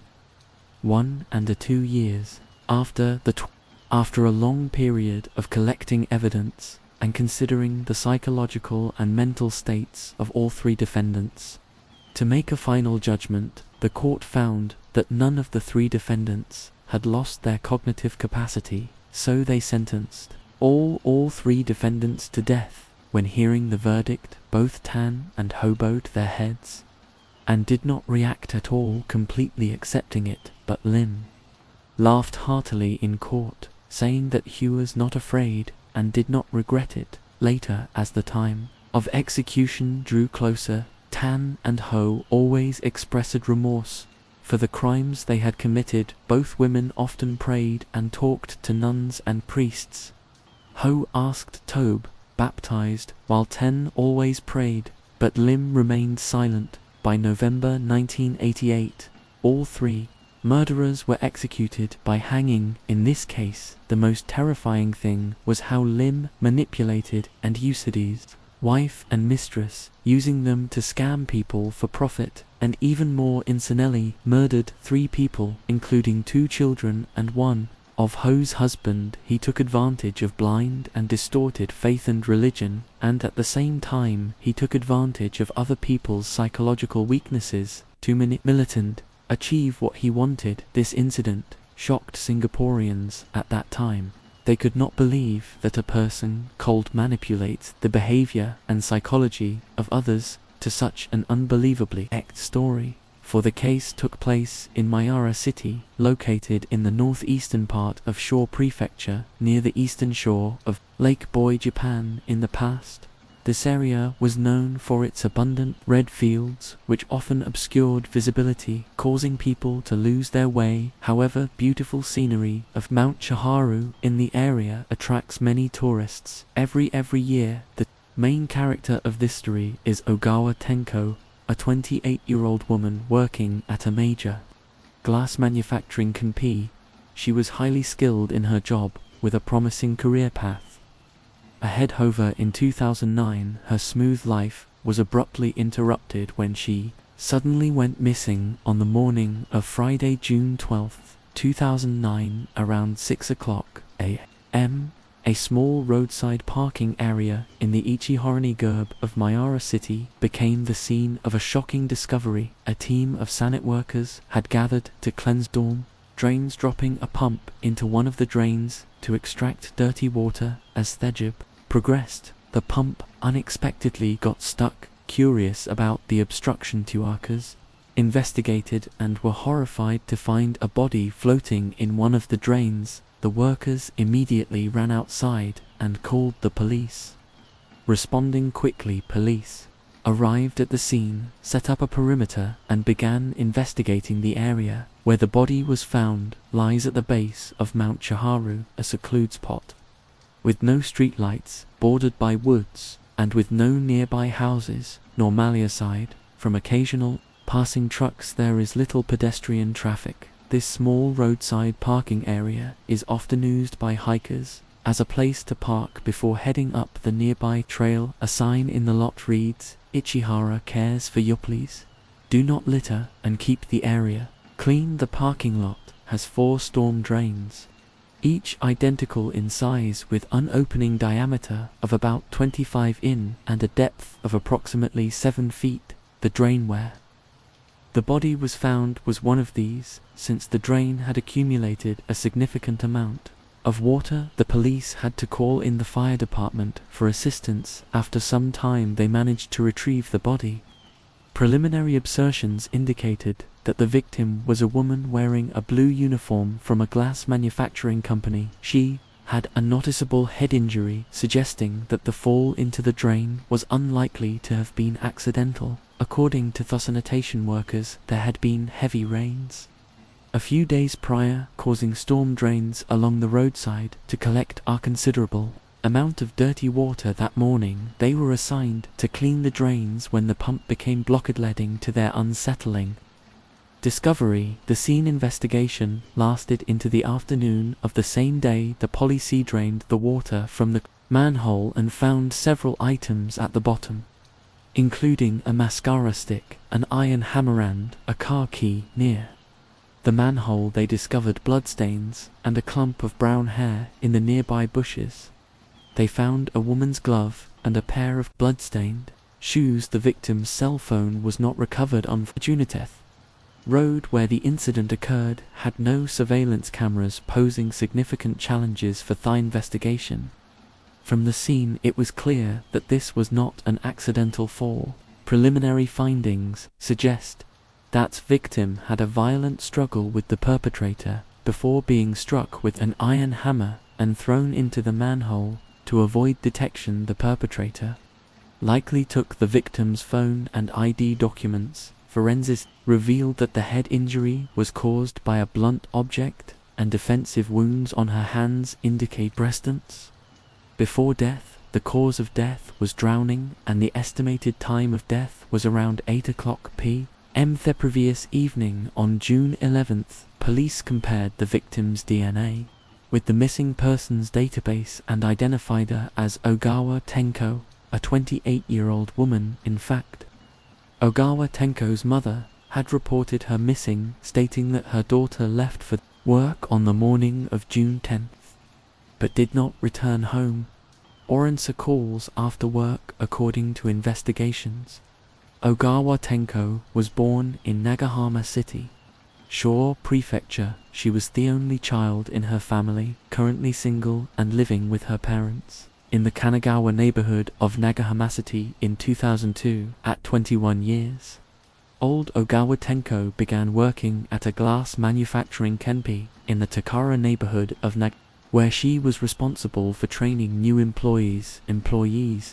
Known for her diligence, modesty, and courteous demeanor, she was well regarded by her colleagues. She had worked in this position for 7 years, and through her efforts had purchased a car, which she drove daily along a 7-mile commute from her home to work on the morning of June 10, 2009. As usual, Ogawa Tenko, now 28, prepared to drive to work. However, her car suddenly broke down and wouldn't start. Not wanting to be late, she asked her mother to drive her to the company by 8:00 p.m. The end of Ogawa Tenko's workday, she told her mother. She would take a taxi home, but her mother waited late into the night without her daughter returning and couldn't reach her by phone. Initially, her mother assumed that her daughter was busy with work and would come home once she was done over.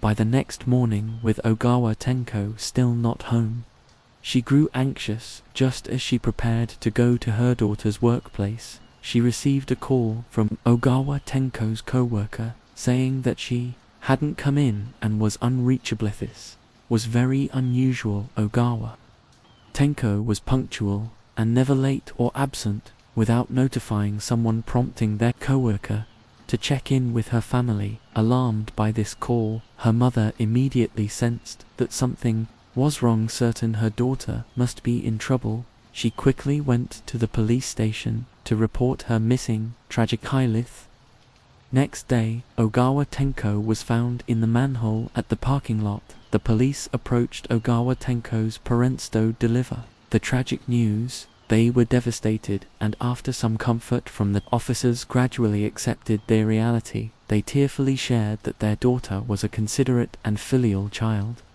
who had never caused them any worry. She was always diligent in her work, and her daily routine was simply between home and her company. She had known conflicts with anyone, and they couldn't understand why anyone would harm her based on known clues. Ogawa Tenko disappeared after leaving work on June 10th and had no contact with anyone throughout June 11th.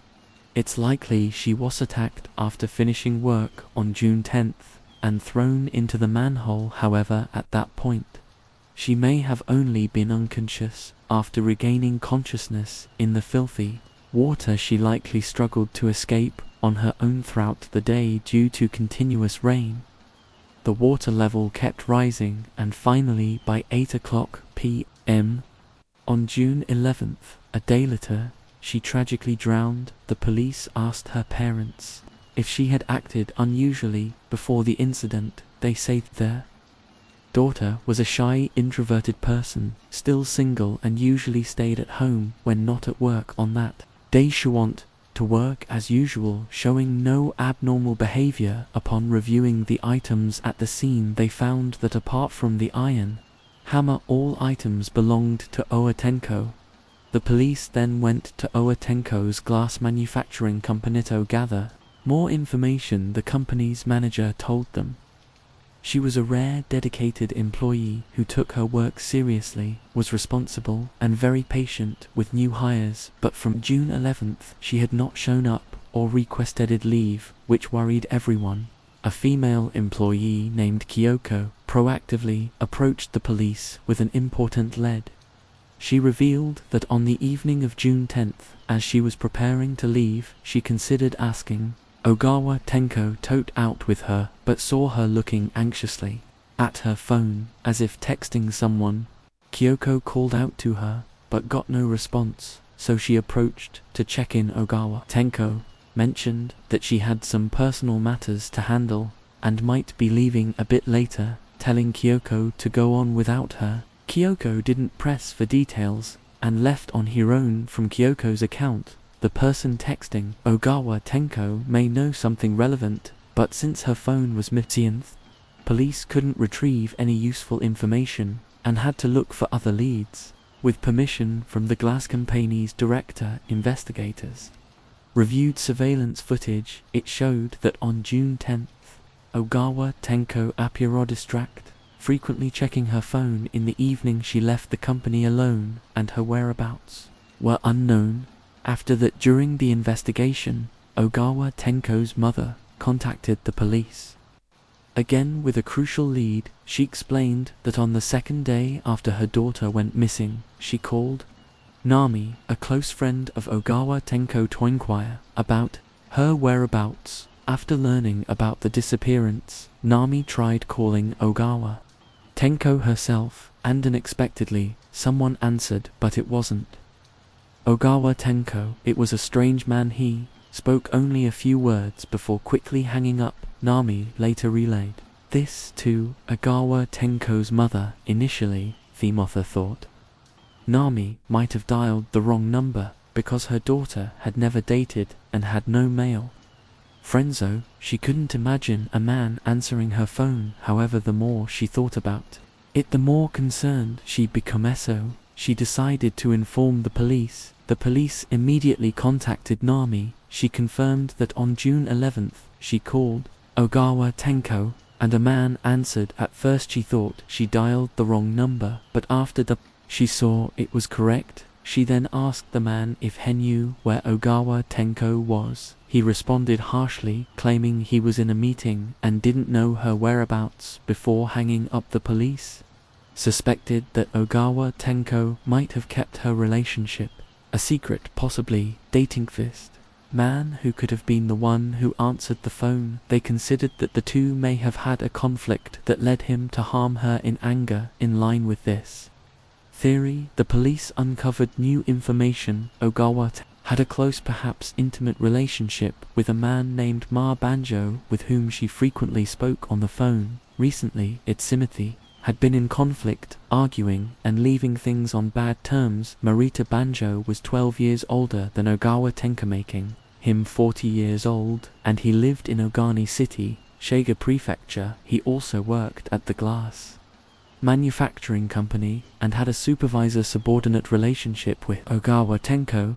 To avoid raising suspicion, the police quietly investigated residents near Merida's home, discovering that he was married with 2 children. One neighbor told the police that Marita Banjo was highly respected, known for his polite manner and eagerness to help others in need, making him popular as a kind-hearted person in the community. Standing at 5 feet 11 in, Morita had a refined appearance and seemed mature and trustworthy with his excellent capabilities.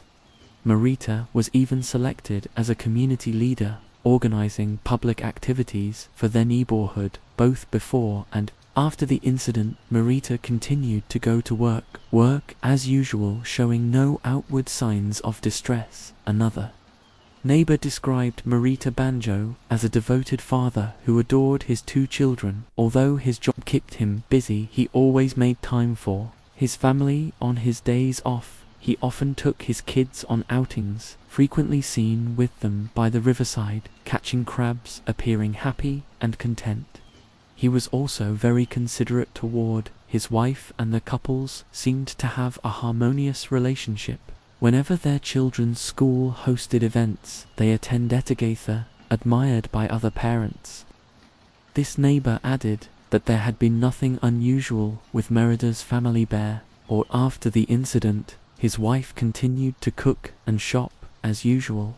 The only minor change was that Morita had been coming home later recently, which they attributed to possible overtime at work. Through conversations with neighbors, the police believed that Morita Banjo's relationship with Ogawa Tenko was likely hidden from his wife, Athome. He maintained the image of a devoted husband while secretly sustaining a close relationship with someone else. After their conflict, he allegedly murdered her, then continued to go to work as usual, hiding the affair and any signs of trouble. When the police asked Ogawa Tenko's parents if they knew of her romantic involvement, both stated they were unaware. Their daughter never discussed her personal life, and they assumed she was single. They were completely shocked to learn that Ogawa Tenko was involved with a married 40-year-old man. The police revisited their glass manufacturing company for additional information. A worker named Sat revealed a key detail: Morita Banjo and Ogawa Tenko appeared very close, displaying affectionate behavior and often leaving work. Togatha initially didn't find it strange, as colleagues sometimes develop good relationships, but over time rumor circulated around the company suggesting they were secretly involved. Neither Morita Banjo nor Ogawa Tenko addressed these rumors directly, appearing indifferent to them. Went on to tell the police about an instant when, on his way home, he saw the 2 holding hands, which reinforced the rumors for him. Over time, they became more openly affectionate, often spending time together during work hours, and most people uninterested in intervening became accustomed to it. However, since Ogawa Tenko's passing, Morita Banjo acted as though nothing had happened, attending work daily as usual, seemingly unaffected, which made some colleagues doubt whether there had been a relationship at all. Nevertheless, rumors within the company began to suggest that Morita Banjo might be responsible for her death. A woman named Yuna came forward to the police, claiming to be a close friend of Ogawa Tenko, to whom Ogawa confided all her troubles. She explained that initially Ogawa Tenko was unaware that Morita Banjo was married. They worked closely together every day, and eventually feelings developed. Ogawa Tenko held affection for him, seeing him as mature and trustworthy. Although he was 12 years her senior, she believed that their love would transcend the age gap. Initially, they were deeply compatible and even considered meeting each other's parents when work permitted. However, as time passed, Morita Banjo revealed a darker side, often becoming angry without reason and even becoming physically violent with Ogawa Tenko. She frequently turned to Yuna for support and considered ending the relationship. But each time they argued, Morita would initiate reconciliation using sweet words that Ogawa found hard to resist, leading her to repeated forgive him. Before the incident, Ogawa Tenko confided in Yuna, expressing suspicions that Morita Banjo might be seeing someone else, potentially betraying her trust. Heart broken, she confronted him, but Marita turned the tables, accusing her of being unfaithful. This accusation led to a fierce argument between them. Yuna advised Ogawa Tenko to have an honest conversation with Marita, suggesting it might just be a misunderstanding shortly afterward. However, Ja received the tragic news of Gawa Tenko's fate, settled the police that Marita Banjo certainly had issues. His mood was highly unstable, and he was prone to anger, making extreme actions not out of character for him. Additionally, he was the only one with a clear motive. According to Yuna, Owa Tenko was entirely unaware that Marita Banjo was married and possibly decided to end their relationship. After discovering the truth, she may have arranged to meet with him after work on June 10th to discuss the matter. During this conversation, Marita Banjo's anger was likely triggered, resulting in his attack on Ogawa Tenko. However, this was just a theory. The police still needed more evidence to arrest him soon. New information surfaced. The investigation revealed that Marita Banjo owned a car which he drove daily. 2 days after Ogawa Tenko's body was found, he suddenly took the car to a repair shop. This suspiciously timed visit drew the police's attention. Investigators went to the repair shop to gather details. Amakonik told the police that Marita Banjo was a regular customer, frequently bringing in his car for any issues. Previously, he would often bring a woman along, showing signs of affection that made them look like a couple. However, on June 13th, Marita came to the shop alone. At the time, the side mirror was damaged and there was a dent in the front passenger window. Initially, the mechanic assumed it was from an accident, but after close inspection, he found no signs of collision. Curious, he joked with Meritosking if his girlfriend had damaged the car in a fit of anger. Marita was visibly startled, looking awkward and not responding. Taking the hint, the mechanic didn't press further when shown a photo of Ogawa Tenko. The mechanic identified her as the woman Marita often brought to the shop. By this point, Marita Banjo had become the prime suspect. The police speculated that after work, Ogawa Tenko had gotten into Marita Banjo's car, where an argument ensued. When they reached the scene of the crime, the altercation escalated, and Meritinridge struck Ogawa Tenko with a hammer he kept in the car. She attempted to escape, but he pursued her, continuing to hit her with the hammer. In the course of this struggle, he accidentally damaged the side mirror and passenger window. Eventually, Ogawa Tenko sustained a head injury and lost consciousness, at which point Marita threw her into a nearby manhole. Knowing the area well from driving through it frequently, he was aware there were no security cameras around. What he hadn't anticipated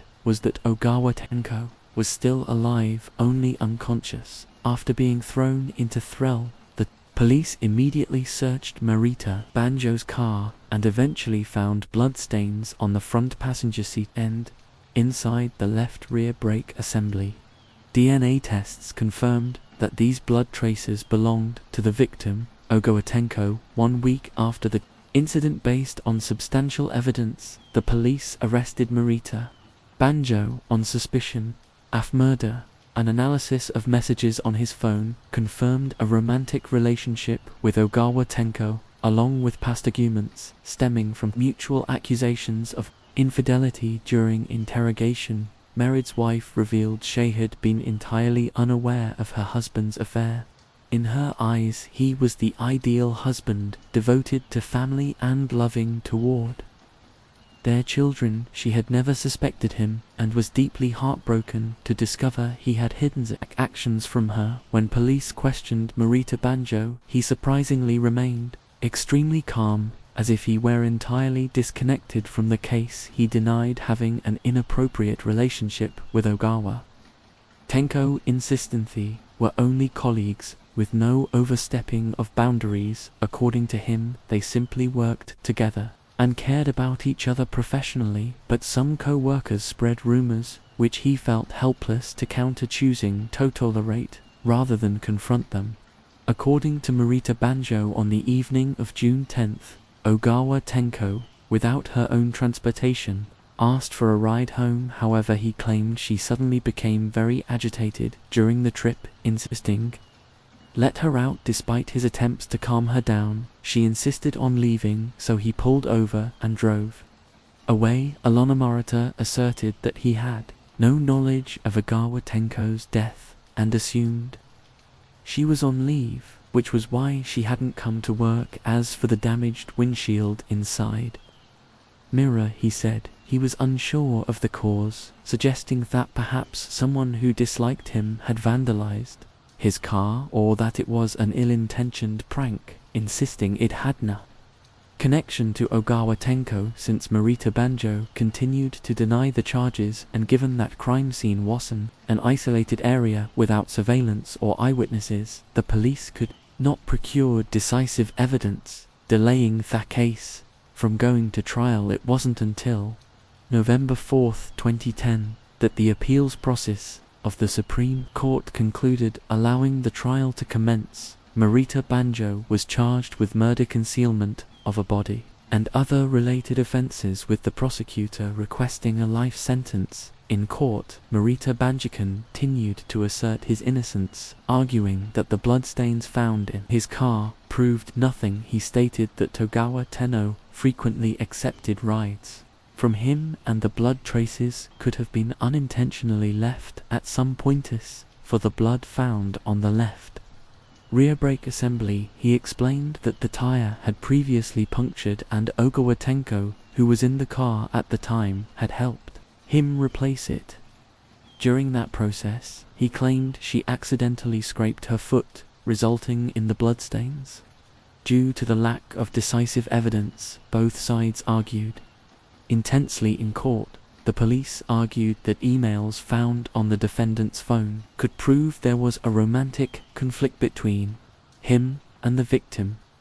According to the latest testimony from a witness who was a truck driver, on the evening of June 10th, he saw a car resembling Marita Banjo's parked on the roadside near the crime scene. Although it was very darkened, he couldn't see clearly. He distinctly remembered the car parked in the lot where the incident took place, with its headlights still on. Additionally, Ogawa Tenko's friend Yuna also provided testimony confirming that the victim had been threatened with violence before her death, which suggested Ogawa Tenko may have been in danger. The police suggested that Marita Banjo, fearing exposure of his improper relationship with Ogawa Tenko, became enraged and killed her. Furthermore, the blood on Merida's car confirmed through DNA testing to belong to Owa Tenkolong, with the fact that Marita took the car in for repairs shortly after the incident added to suspicions that he was attempting to eliminate evidence. The defense, on the other hand, argued that the two had indeed met in the car on the day of the incident, but that Marita Banjo had not engaged in any aggressive behavior.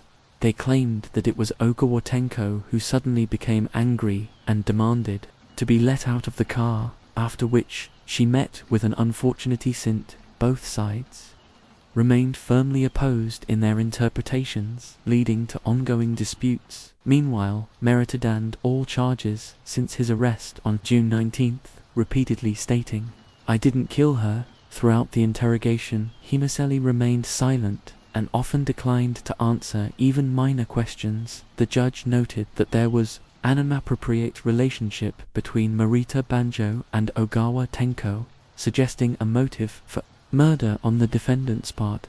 The judge also considered the defendant's explanation to be unreasonable, although there was no press or media investigating the possibility of a wrongful conviction prior to sentencing. The trial indicated Acacia, a man inflicting violence on a woman. The victim had suffered blunt force trauma to the head near the man's car. Given the condition of her body, it was likely she had lost a substantial amount of blood. Thus, evidence such as the condition of the vehicle's windshield pointed to signs before and after the incident. The man's car itself was a crucial piece of evidence at the time of the incident on December 2nd, 2010.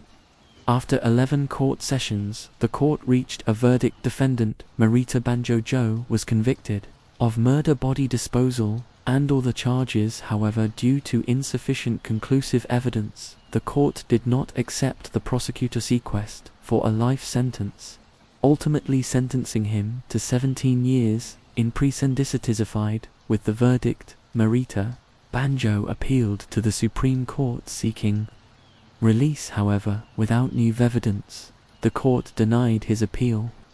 While not many believe in Merid's innocence, the case has left much debateers. The exact degree of guilt and the motive behind the crime remain unclear. This case serves as a cautionary tale about consequences of toxic secret relationships, especially with those who are already married. Story 5. We will explore an unprecedented case in French judicial history. The main characters in this case are Giselle Pellet and her husband, Dominique Pellet.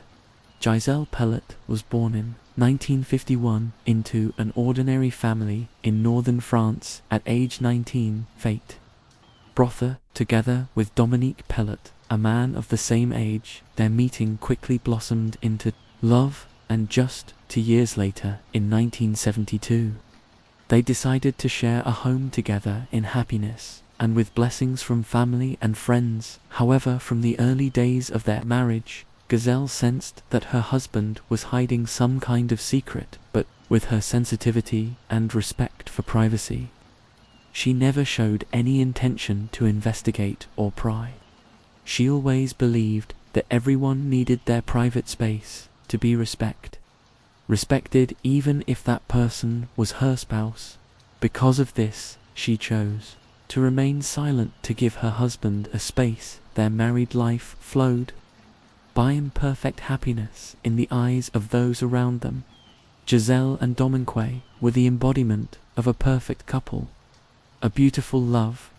Like in fairy tales, to Giselle, Dominique was always the model of an ideal husband, attentive, devoted, full of responsibility. Dominic constantly strived to build his career. From an electrician, he worked hard to earn his real estate business certificate and became a successful broker, helping many people with property transactions.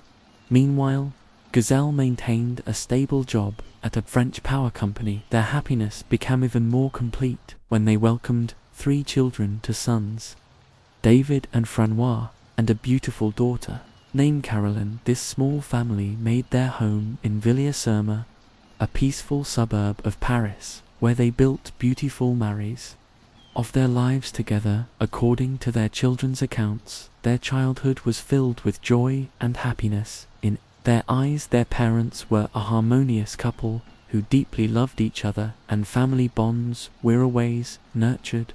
However, like any marriage, they couldn't avoid life's ups and downs. Dominic initially worked as a real estate broker, but due to unstable income that couldn't guarantee the family's livelihood, he decided to switch to working as a sales representative at a computer company. At that time, rising living costs forced the family to face many financial difficulties. In these challenging circumstances, Giselle became the family's solid pillar. With her diligence and capability, she not only maintained a stable job but was promoted to a management positions, significantly contributing to improving the family's financial situation. In 2001, a major shock came when Giselle discovered her husband's debt of €75, an enormous sum far beyond his ability to repay. In anger and ultimate disappointment, she decided to divorce. However,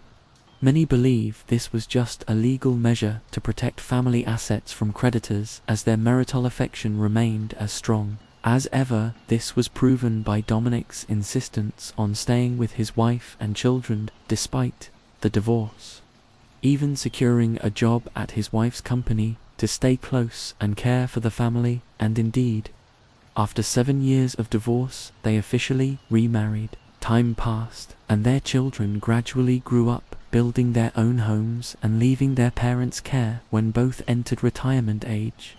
They made a bold but meaningful decision, longing to fully enjoy their remaining years in peace and tranquility. They decided to sell their house in busy Peru, to move to a peaceful countryside. On a beautiful March day, they moved to the beautiful town of Marsan in Valco province, located in southeastern France. Here, with fresh air and a slow pace of life, it seemed to be the perfect destination for a peaceful retirement life. The decision to move to the countryside received enthusiastic support from all three children. They all saw Marsan as an ideal place for their parents' elderly years, with its pleasant, moderate climate surrounded by lush fruit orchards heavy with fruit, along with its poetic, peaceful rural scenery. The slow, unhurried life there seemed designed specifically for years of rest and enjoyment. The new home quickly became a favorite destination for the entire extended family, where 3 children and 7 grandchildren frequently visited, gathering with their grandparents during warm holidays. Over an unexpected crisis struck, shattering the existing tranquility and plunging their family into an unimaginable nightmare. Amidst these seemingly peaceful days, Gazelle's health began showing worrying abnormal signs. Each morning upon waking, she frequently fell into a state of extreme exhaustion, with an empty mind and body aches, as if had just gone through a struggle. Her figure grew increasingly gaunt. Her hair fell out in large patches, and most frightening of all, her memory deteriorated severely during this time. She often called her children with a worried voice. "I miss you all so much. Why haven't you visited Mum and Dad this statement?" Increasingly alarmed everyone, as the children had just visited their parents only days before Gel's health condition became a common concern for the whole family. Everyone thought she might be suffering from Alzheimer's or more seriously dangerous diseases like cancer or brain tumors. Dominic took his wife to many hospitals, both large and small, but doctors all concluded that her health was completely normal, her brain showing no normal signs of tumors or illness. They could only advise her to rest more and avoid tension and stress. Unable to resolve their concerns, the fear and anxiety that constantly haunted Gazelle's mind caused her weight to decrease steadily. Each time she woke up, she felt very afraid because she couldn't remember anything that had happened the night before. She felt like she was falling into a black hole and trying to struggle out without success. Tried to recall her dreams, but besides the body aches, she couldn't remember anything. Amid existing health concerns, an even more horrifying discovery left Gazelle frozen. She was diagnosed with a sexually transmitted disease. When the doctor reminded her about the importance of personal hygiene, she could only remain silent in confusion and fear. As a woman who had always been meticulous about hygiene, she couldn't understand how she had contracted this disease. To hurt and ashamed, she decided to keep this matter secret from everyone, including her family members. She tried to hide her pain in silence.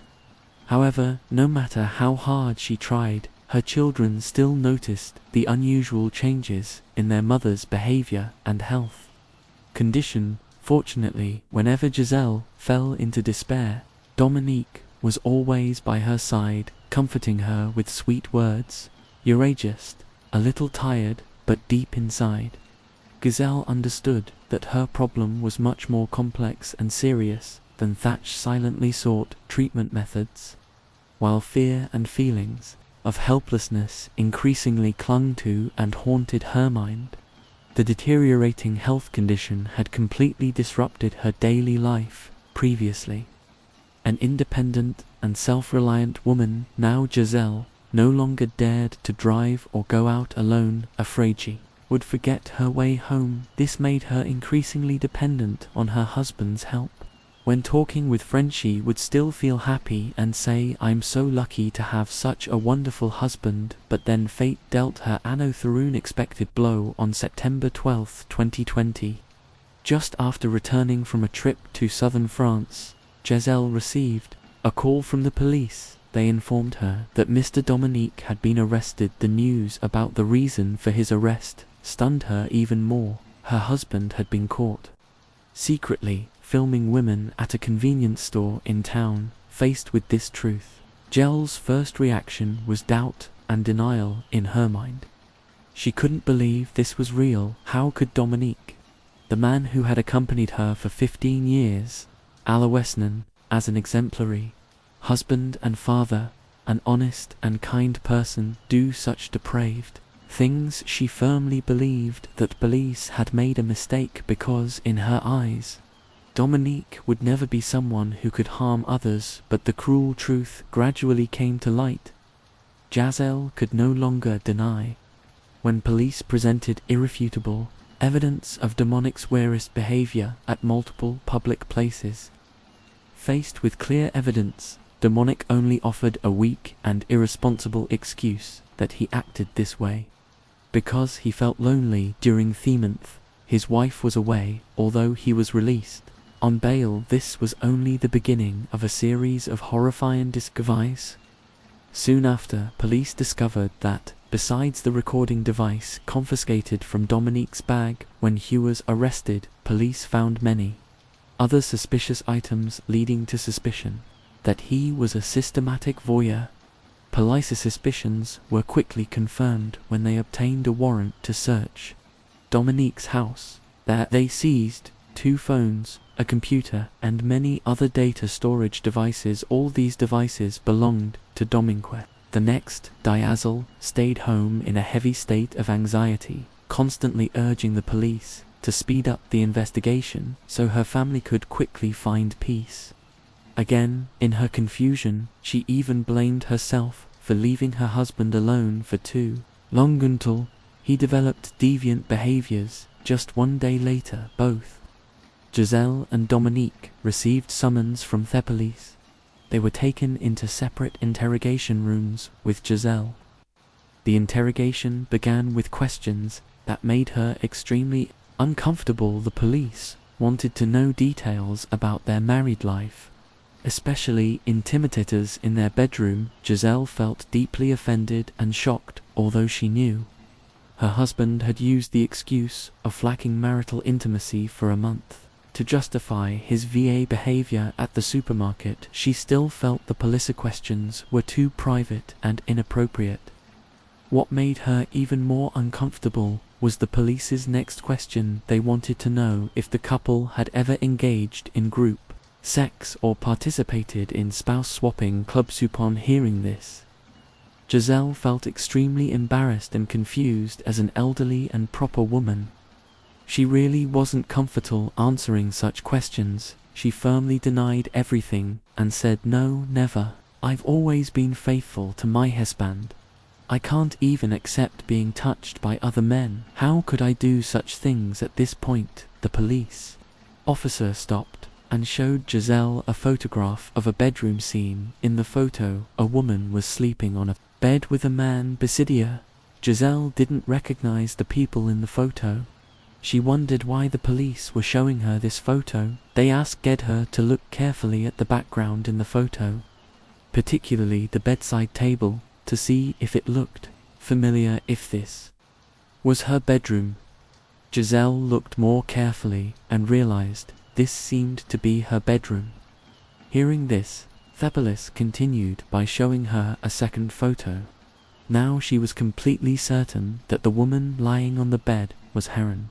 The setting in the photo was her bedroom, the bed with the floral pattern bed spread that she loved. But who was the strange man in the photo? Why was he lying right next to her without her knowledge? When were these photos taken? It turned out the police had discovered a mysterious folder on Dominique's computer. This folder contained thousands of photos and videos of Giselle.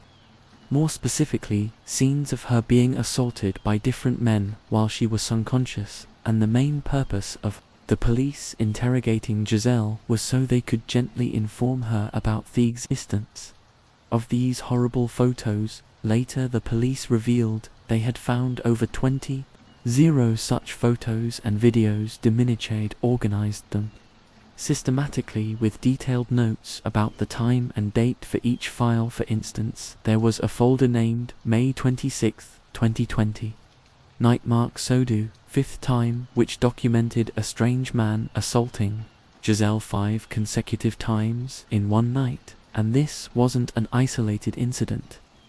These horrific folders were updated regularly throughout nearly a decade, from 2011 to September 2020, when confronted with this horrifying evidence. Giselle nearly collapsed completely. She firmly stated that she had absolutely no knowledge of the existence of these terrible images and videos. Her panicked and genuine reaction, along with what was recorded in the videos showing her completely motionless, without any reaction and never waking up during the incidents, convinced the police of her testimony. Now all eyes turned to Dominique. The man Giselle had trusted completely. How could he explain these disgusting images at the investigative agency faced with irrefutable evidence? Dominique immediately confessed to his criminal acts. He revealed that before filming videos he had given his wife large amounts of sleeping pills and even anti-anxiety medication. These drugs had caused Giselle to fall into an almost unconscious state and unable to be aware of what was happening to her. And that was also the cause of her gradually declining health over many years. Thus, Dominique had known exactly the condition and cause of his wife's health problems, but still pretended not to know and continued playing the role of the perfect husband to deceive everyone. In fact, he was the one causing it all. How despicable and shameless! Dominique also admitted that initially he only gave his wife anti-anxiety medication because he noticed it made her sleepathon. He began gradually increasing the dosage until he was sure Giselle would be unconscious after taking it. The experiment succeeded and he began his depraved acts with his wife. At first, he only performed these sick acts himself, the reason being that he knew his wife was traditional and would never agree to such things if she were conscious. Gradually, Dominique became increasingly perverted. He filmed videos and shared them with others who had similar interests online. It all started in an online chat room called Without his or her knowledge, and true to its name, the theme of this chat room was boasting about intimate acts with partners. While they were unaware, Dominique was very welcomed in this chat group. He boasted in detail about how carefully he prepared and how much medication he used to make his wife unconscious. Then he actively invited other men to his house to enjoy his wife. In his testimony, he described in detail how he used to invite those men. First, he would search for suitable subjects in the online chat room. After selecting appropriate candidates, he would arrange appointment while making specific and tight plans to avoid attracting neighbors' attention. He required them to park their cars at a distance from the house and wait outside for over an hour to ensure Giselle was sound asleep. When entering the house, they had to undress in the kitchen so Giselle wouldn't discover strange clothes in the room. They were also not allowed to wear perfume or smoke before touching Giselle. They had to wash their hands with warm water because he feared that if their hands were too cold, it would wake her up. He stood watching the entire process and required these men out to use condoms, and that was the reason why Giselle contracted various sexually transmitted diseases despite being very clean herself. One man revealed that he was kicked out by Dominique after about 30 minutes because Giselle showed signs of waking up after each time. Dominique would clean his wife, carefully erasing all traces so Giselle wouldn't discover what had happened while she was sleeping. Afterward, he would post the videos he had recorded of the entire process to the chat group as an advertisement to attract participation from others. After analyzing the data on Dominique's computer, police discovered that during 9 years, from 2011 to September 2020, Giselle had been victimized 92 times. It's unimaginable that if Dominique's Wiris incident at the supermarket hadn't been exposed and police hadn't found evidence on his computer, how many more times would Giselle have been deceived and assaulted? On June 19, 2023, a 370-page report was released announcing the indictment of 51 men. Related to this case, unfortunately, one man had died from cancer and thus escaped legal punishment. Police reported that most of these criminals had no prior criminal records, aged from 26 to 74, with diverse occupations ranging from civil servants, postal workers, firefighters, laborers, to lawyers. Among them were some who were HIV positive. Police also stated that the actual number could be much larger because more than 20 people were either unidentified or police couldn't find definitive evidence to charge them at this point. Many wondered why Dominic did this to his wife. Was it because he valued money over marital bonds? The police investigation revealed an even more frightening truth. Dominic's motives were not driven by financial gain. He spent his own money buying recording equipment, never charged money from his accomplices, and even meticulously erased traces from his wife's body after each depraved act. This showed that the twisted, sick nature of his psychology was the real motive for his crimes. But the most horrifying things had not yet been revealed. Dominique not only tormented his wife, but also made his own daughter and both daughters-in-law victim of his perverted desires. Police found in his computer private photos and videos secretly recording Caroline, his biological daughter, along with both daughters-in-law.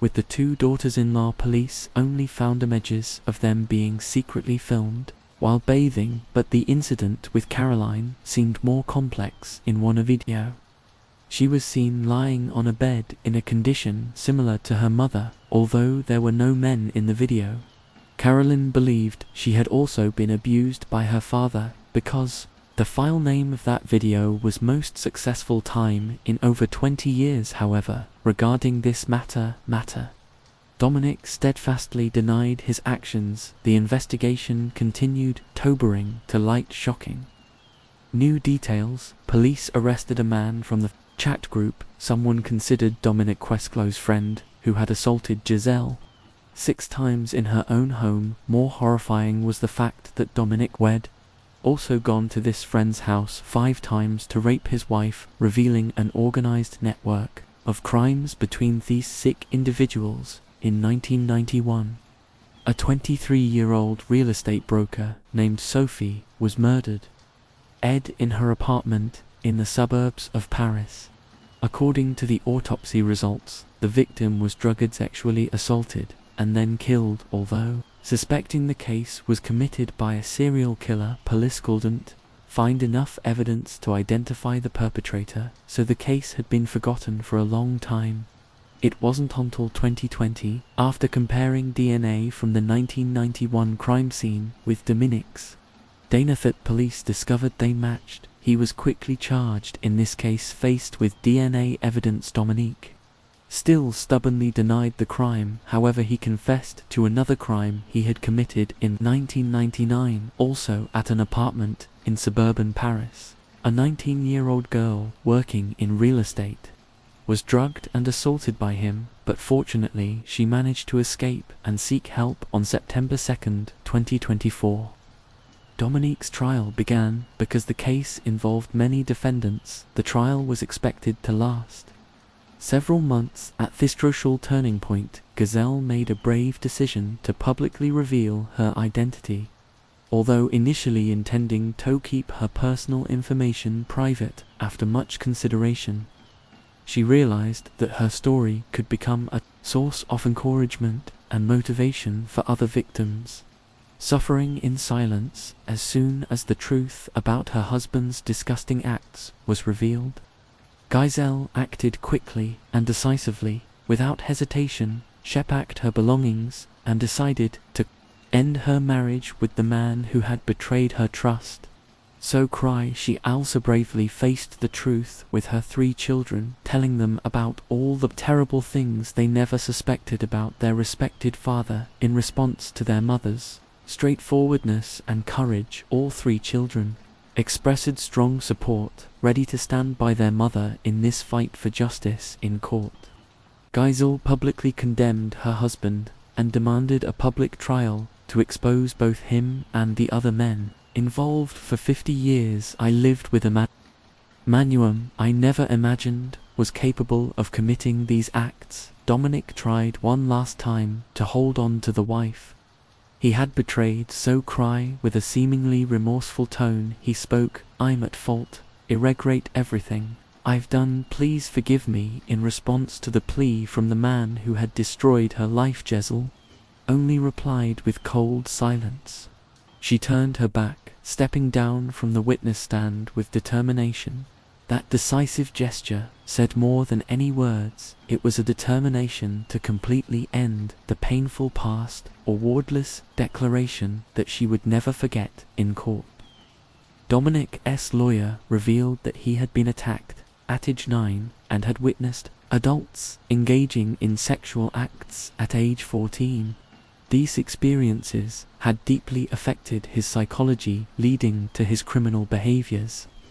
Later, Dominic's 2 daughters-in-law also testified at the trial. The elder daughter-in-law, with a choked and painful voice, shared that being secretly filmed was no longer her greatest pain. What troubled and frightened her more was the possibility her own children had been or could become victims of their own grandfather. Even more shocking was when the second daughter-in recalled a seemingly harmless memory that now became terrifyingly chilling. She remembered Dominique inviting her son, "Let's play doctor and patient." At the time she thought nothing of it, but nor remembering that statement, she couldn't help but shudder at the dark implications it might have contained. Faced with these accusations, Dominique strongly denied them, declaring he would never harm his grandchildren. He tried to defend himself by saying he had been a victim of abuse since childhood, so he understood that pain. However, this defense only highlighted the twisted psychology of this man, someone who had experienced the pain of being a victim but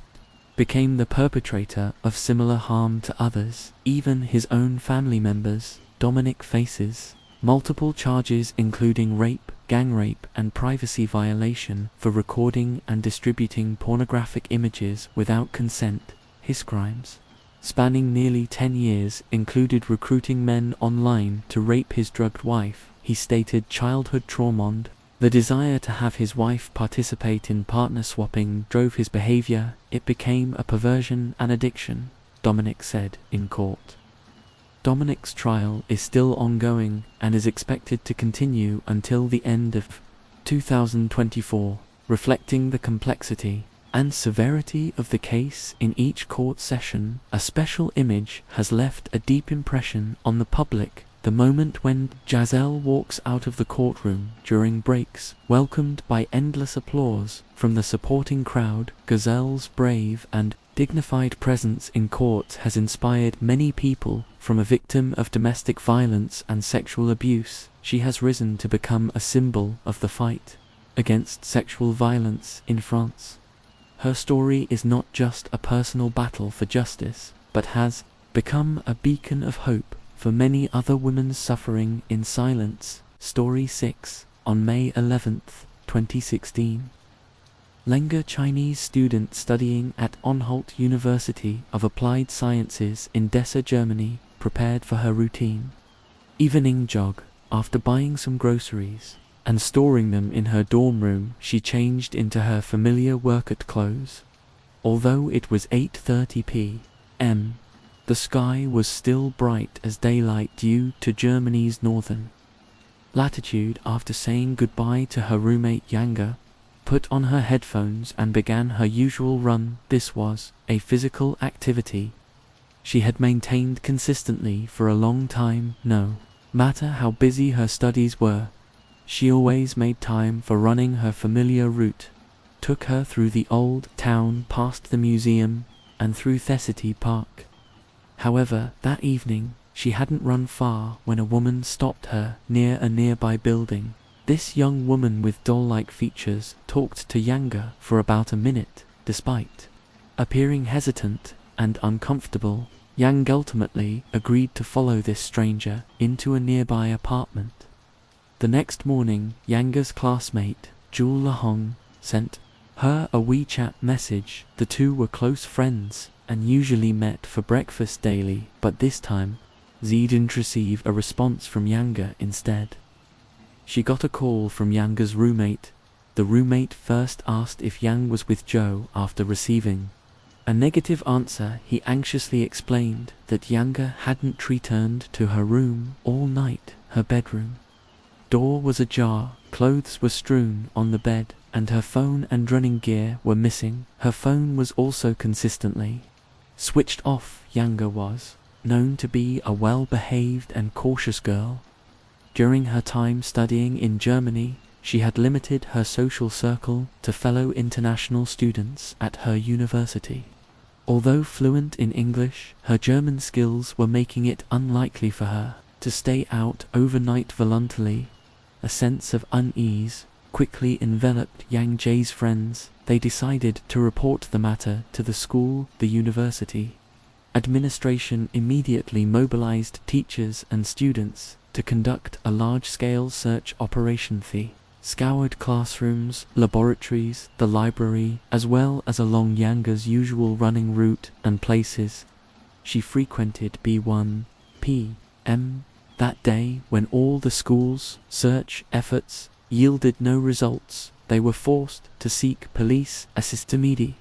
The DO Police Department launched a large-scale search operation, deploying helicopters and search dogs. They conducted a comprehensive search of places where Yang might have appeared, focusing particularly on surrounding areas with high crime rates. At the same time, the local Chinese community quickly expanded, spreading information and voluntarily joining the search team. However, despite relentless efforts for a day and a night, there was still no trace of Yang Jie, causing increasing worry and confusion. On the morning of May 13th, the police tried calling Yanger's phone and were surprised when the call connected. A man's voice came from the other end, but the call was quickly cut off. Due to the brevity of the call, the police couldn't trace its location. Around 11 o'clock a.m. that day, a construction worker on Houseman Street discovered a naked female body lying between the construction site's temporary toilet and some bushes. After police confirmation, the victim showed no signs of life. Through autopsy in DNA comparison, the person was identified as the missing Lenga. She had multiple bone fractures, facial damage, and traces of another person's bodily fluids. It's hard to imagine the pain she endured before her death. Who are the perpetrators? Why did they kill Lianga?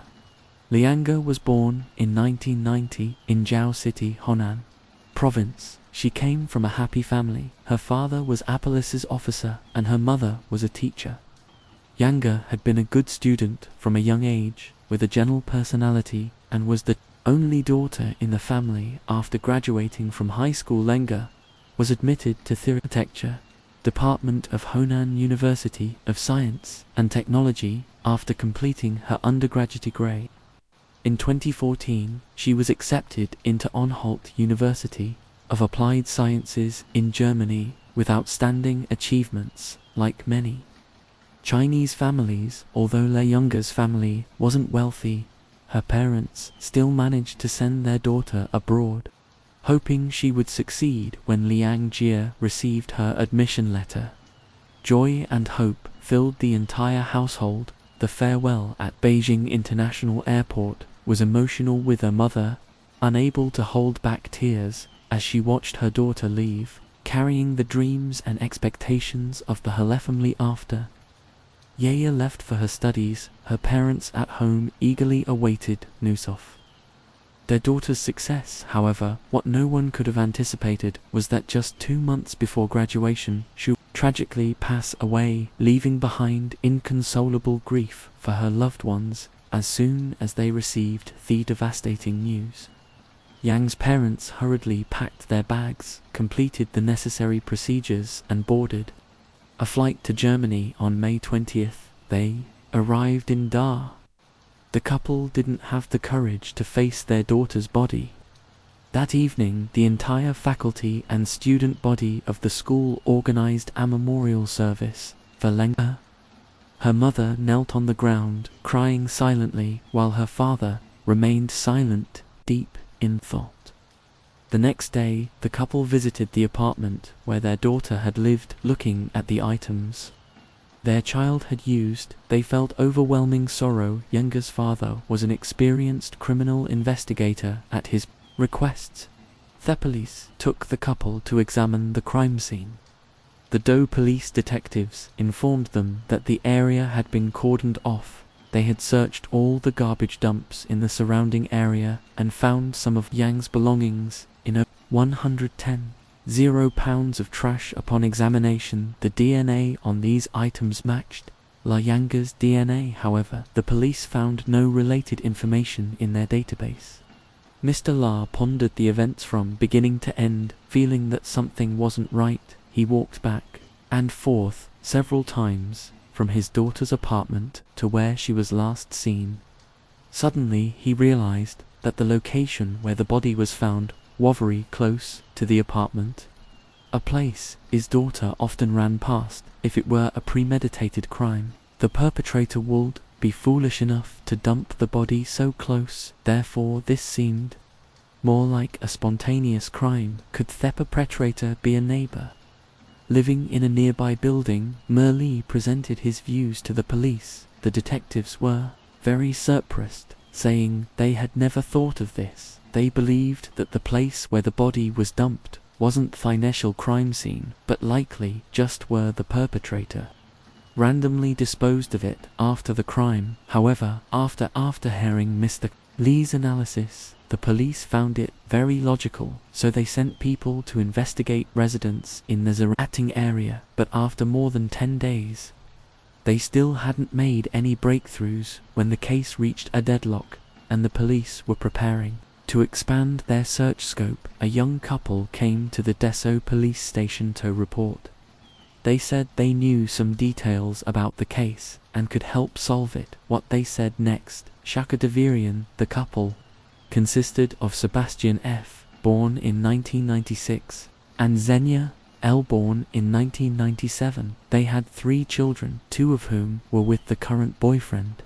Although both were over 20 years old, they had never attended university and hadn't even completed Germany's 12 years of compulsory basic education. With no income, they lived in an apartment rented by their parents. Notably, this apartment was right next to where Yang Jae's body was found. Sebastian revealed to the police that on the evening of May 10, the day before Yang Jae went missing, he was at home watching cartoons. Meanwhile, his girlfriend, Xenia, was walking outside when she happened to meet Yang Jae jogging. Finding her attractive, she asked if Yang Jae would like to participate in a threesome game. Surprisingly, according to their statement, Yang Jae agreed immediately and went with Xenia to Sebastian's apartment. They claimed to have had a good time together, and when leaving, Yang Jia even said she'd like to meet again. Sebastian said that after hearing the girl had died, they worried the police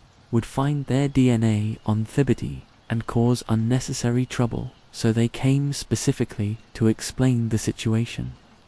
The Dessa Police Department opened an investigation based on this lead. Upon examination, the bodily fluids found in Yang Jae's body indeed belonged to Sebastian. Given the significant social impact of this case, the police immediately took the couple into custody as a precautionary measure. Up to this point, the Dessau police's handling of Thakis seemed normal, but the events that followed were somewhat strange. On the afternoon of May 24th, prosecutor Phil Pittman held a press conference. He announced that 2 suspects had been arrested, but whether they were the perpetrators still needed further investigation. However, the information the police had was that the victim had voluntarily participated in a threesome with the 2 suspects before her death. Such an irresponsible press conference in it only damaged Yang Jie's reputation, but also misled public opinion. The police not only failed to verify the suspect's statements, but also deliberately concealed clear blood traces in the suspect's apartment. These bloodstains were scattered on the floor, sofa, walls, heater, and ceiling. Yang Jie's parents were devastated. They couldn't believe that even after death, their daughter was subject to such baseless speculation. Teachers and students at school responded that Yang Jie was a well-behaved girl, very naive in matters of her daily life, revolved only around school and the dormitory, and she had never stayed out overnight. Moreover, Yang wasn't fluent in German. How could such a girl do such things with two strangers who didn't speak her language? After this absurd press conference, a friend of Leng Jie came to the Dessau police department. He said that on the evening of May 10th, he had met Leng Jie at the central station and they had exchanged greetings. Another friend could corroborate this, and the time this friend mentioned coincided with the period when the two suspects falsely accused Yang Jie.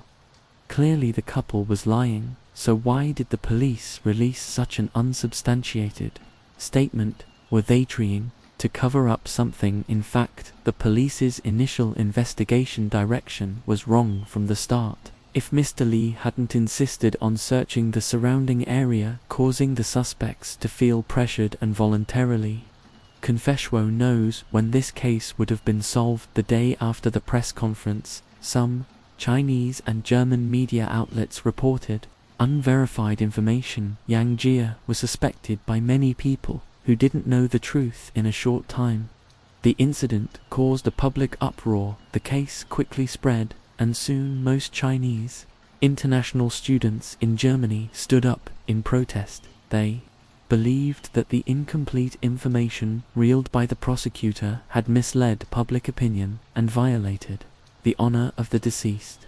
The police investigation was ineffective, slow in collecting and transferring key evidence, showing signs of covering up for the criminals. As public opinions spread wider, the case continued to be magnified. Finally, the media did something good. They dug up more secrets. It turned out that Sebastian's mother was a high-ranking official in the Dessau police department and his stepfather was the chief of the Dessau police department. Meanwhile, Yang Jie's case had always been handled by the Dessau police department. This information inevitably led to speculation. However, what angered people more was that the police had deliberately concealed a fact. This man, named Sebastian, had been involved in over 40 cases, including arson, theft, and harassment of women, but these crimes seemed to have no impact on his life until he turned himself in. Sebastian had been living freely outside the law. I think is self-evident. By May 2016, in addition to students studying in Germany, local Chinese organizations and many German citizens had joined the group demanding justice for Yang Jie, calling for the Dessau police to severely punish the criminals and restore justice for the deceased. Under increasing pressure, the authorities were forced to announce the suspension of Sebastian's mother and stepfather and handed the case over to the Halle Police Department. The investigation started anew. Yang Jie's father recounted that on May 21, the suspect's stepfather, who was also the chief of the Dessau police department, had taken him to examine the crime scene that day in front of the apartment Mr. Li had seen Sebastian, but at that time he didn't know that the person who took him to see the scene and the man in the apartment were family. In addition, witnesses claimed to have seen Sebastian's parents leaving the apartment with him, carrying large and small garbage bags. They seemed to be moving out, and this moment was on the night. Merli requested the police to investigate the residence. Later, even in Sebastian's apartment had undergone several thorough cleanings, but over 100 blood stains were still found in an empty room, even reaching the 10-t high ceiling. According to neighbors, on the night of the crime, they had heard a woman's screams coming from Sebastian's apartment for a long time, but they knew the couple had some special preferences, so they didn't pay much attention. Subsequently, the Holly police found a surveillance video provided by the owner of an antique shop on the first floor of Sebastian's apartment building at 9:20 p.m. On May 11th, when Yang Jie was jogging by, she was stopped by Xenia. The two talked for about a minute, with Xenia appearing anxious as if begging for help. Yang Jie hesitated for a moment before entering the apartment with her at 2:30 a.m. Sebastian left the apartment, wandering round outside as if searching for something, but quickly returned to the apartment. Yang Jie never came out again. At this point, the case seemed quite clear and appeared to be nearing resolution. But things were not that simple. First, Sebastian's parents claimed that the move had been planned in advance because there was mold in the house, harmful to health, but quickly the landlord exposed their lie upon inspection. The house was quite clean and free of mold. The landlord stated that after the incident, Sebastian had paid 6 months rent in advance and requested that no one else be allowed torrent. The police learned through telecom company records that on May 12th, the day after Yang Jie went missing, Sebastian had called his mother more than 10 times, far exceeding the normal number of calls. Even just before going to the police station to turn himself in, he had a 40-minute phone conversation with his mother on November 25, 2016. The trial for Yang Jie's case officially began. Sebastian's parents hired experienced lawyers and instructed 2 defendants to cover their faces with documents, use their right to remain silent reasonably, not say a word, and let lawyers answer on their behalf. The defense strongly pointed out, first, that the most important evidence in this Casithia surveillance video provided by the antique shop owner was problematic because the surveillance camera in the store didn't capture footage of Yang Jie being harmed, and the outdoor surveillance footage was of a public area related to personal privacy and couldn't be made public. The court also couldn't accept it as evidence. In other words, this video could only prove that Yang Jie had entered the apartment, but no one knew if she had come out, because the public area video couldn't be made public. Whether it was recorded or not was no longer important. Faced with succeeding defense, the prosecution presented more evidence. A few days before Yang Jie went missing, Sebastian had searched on his computer for keywords like Asian women bondage, beating, etc. And in the early morning of the day Liang Jie was murdered, he had searched for content related to how to hide a body. Additionally, in the phones of the 2 suspects, the police found a large number of pornographic videos combining the computer search history, phone videos, DNA test results, and the antique shop surveillance camera. Rich piece of evidence from the prosecution had undeniable reasons. Faced with this evidence, perhaps realizing her unfavorable situation, the female suspect Xenia finally wavered. In the 10th court session, she found Finn revealed the truth about the case. Xenia said that she had been abused by her stepfather since childhood, so she grew up with very low self-esteem. After meeting Sebastian, she extremely indulged him and satisfied all his strange requests. If he was slightly displeased, she would be beaten. On the night of the incident, Sebastian told her to find someone to play a game with them, so she had to deceive Yang Jie, saying there was a big box in the house that needed help moving, hoping she could assist. After the 2 entered the apartment, Sebastian quickly rushed out to control Yang Jie, followed by a night of torture. During that time, whenever Yang showed any resistance, she would be violently beaten by him. After everything was over, Xenia went upstairs to shower, but when she came down, she saw the floor covered in blood. She asked her boyfriend what had happened, and Sebastian said Yang Jie was dead. Xenia cried and asked why they didn't let her go, and he said it was because she didn't obey finality. put Yang Jae's body in a trash can and threw it out of the second-floor window late at night when no one was around. When Sebastian went outside and walked around the apartment, it was to check if Y. Jae's body had been well hidden. Xenia's lawyer emphasized that due to long-term oppression by her boyfriend, along with her unfortunate past and theft, that Xenia was only 19 years old when the incident occurred. Her mind was not yet mature, so they hoped the judge could reduce her sentence. However, is this the truth? Was Xenia really just forced to participate in the crime regarding Xenia's testimony? The prosecutor argued that this was because she realized she was facing a murder charge, so to mitigate her punishment she blamed everything on her boyfriend and her unfortunate childhood. Without Xenia Young, Jaya wouldn't have been deceived. Moreover, after the incident, Xenia cooperated with her boyfriend to report to the police station, trying to conceal the truth. Most importantly, the forensic report showed that Yang Ji was still clutching a handful of Xenia's hair, proving that the two had struggled. Contradicting Xenia's claim that she was also a victim. However, the most puzzling thing was that even at this point Sebastian's lawyer could boldly tell the judge that his client also had psychological and mental issues even more severe than Xenia's, hoping for a reduced sentence.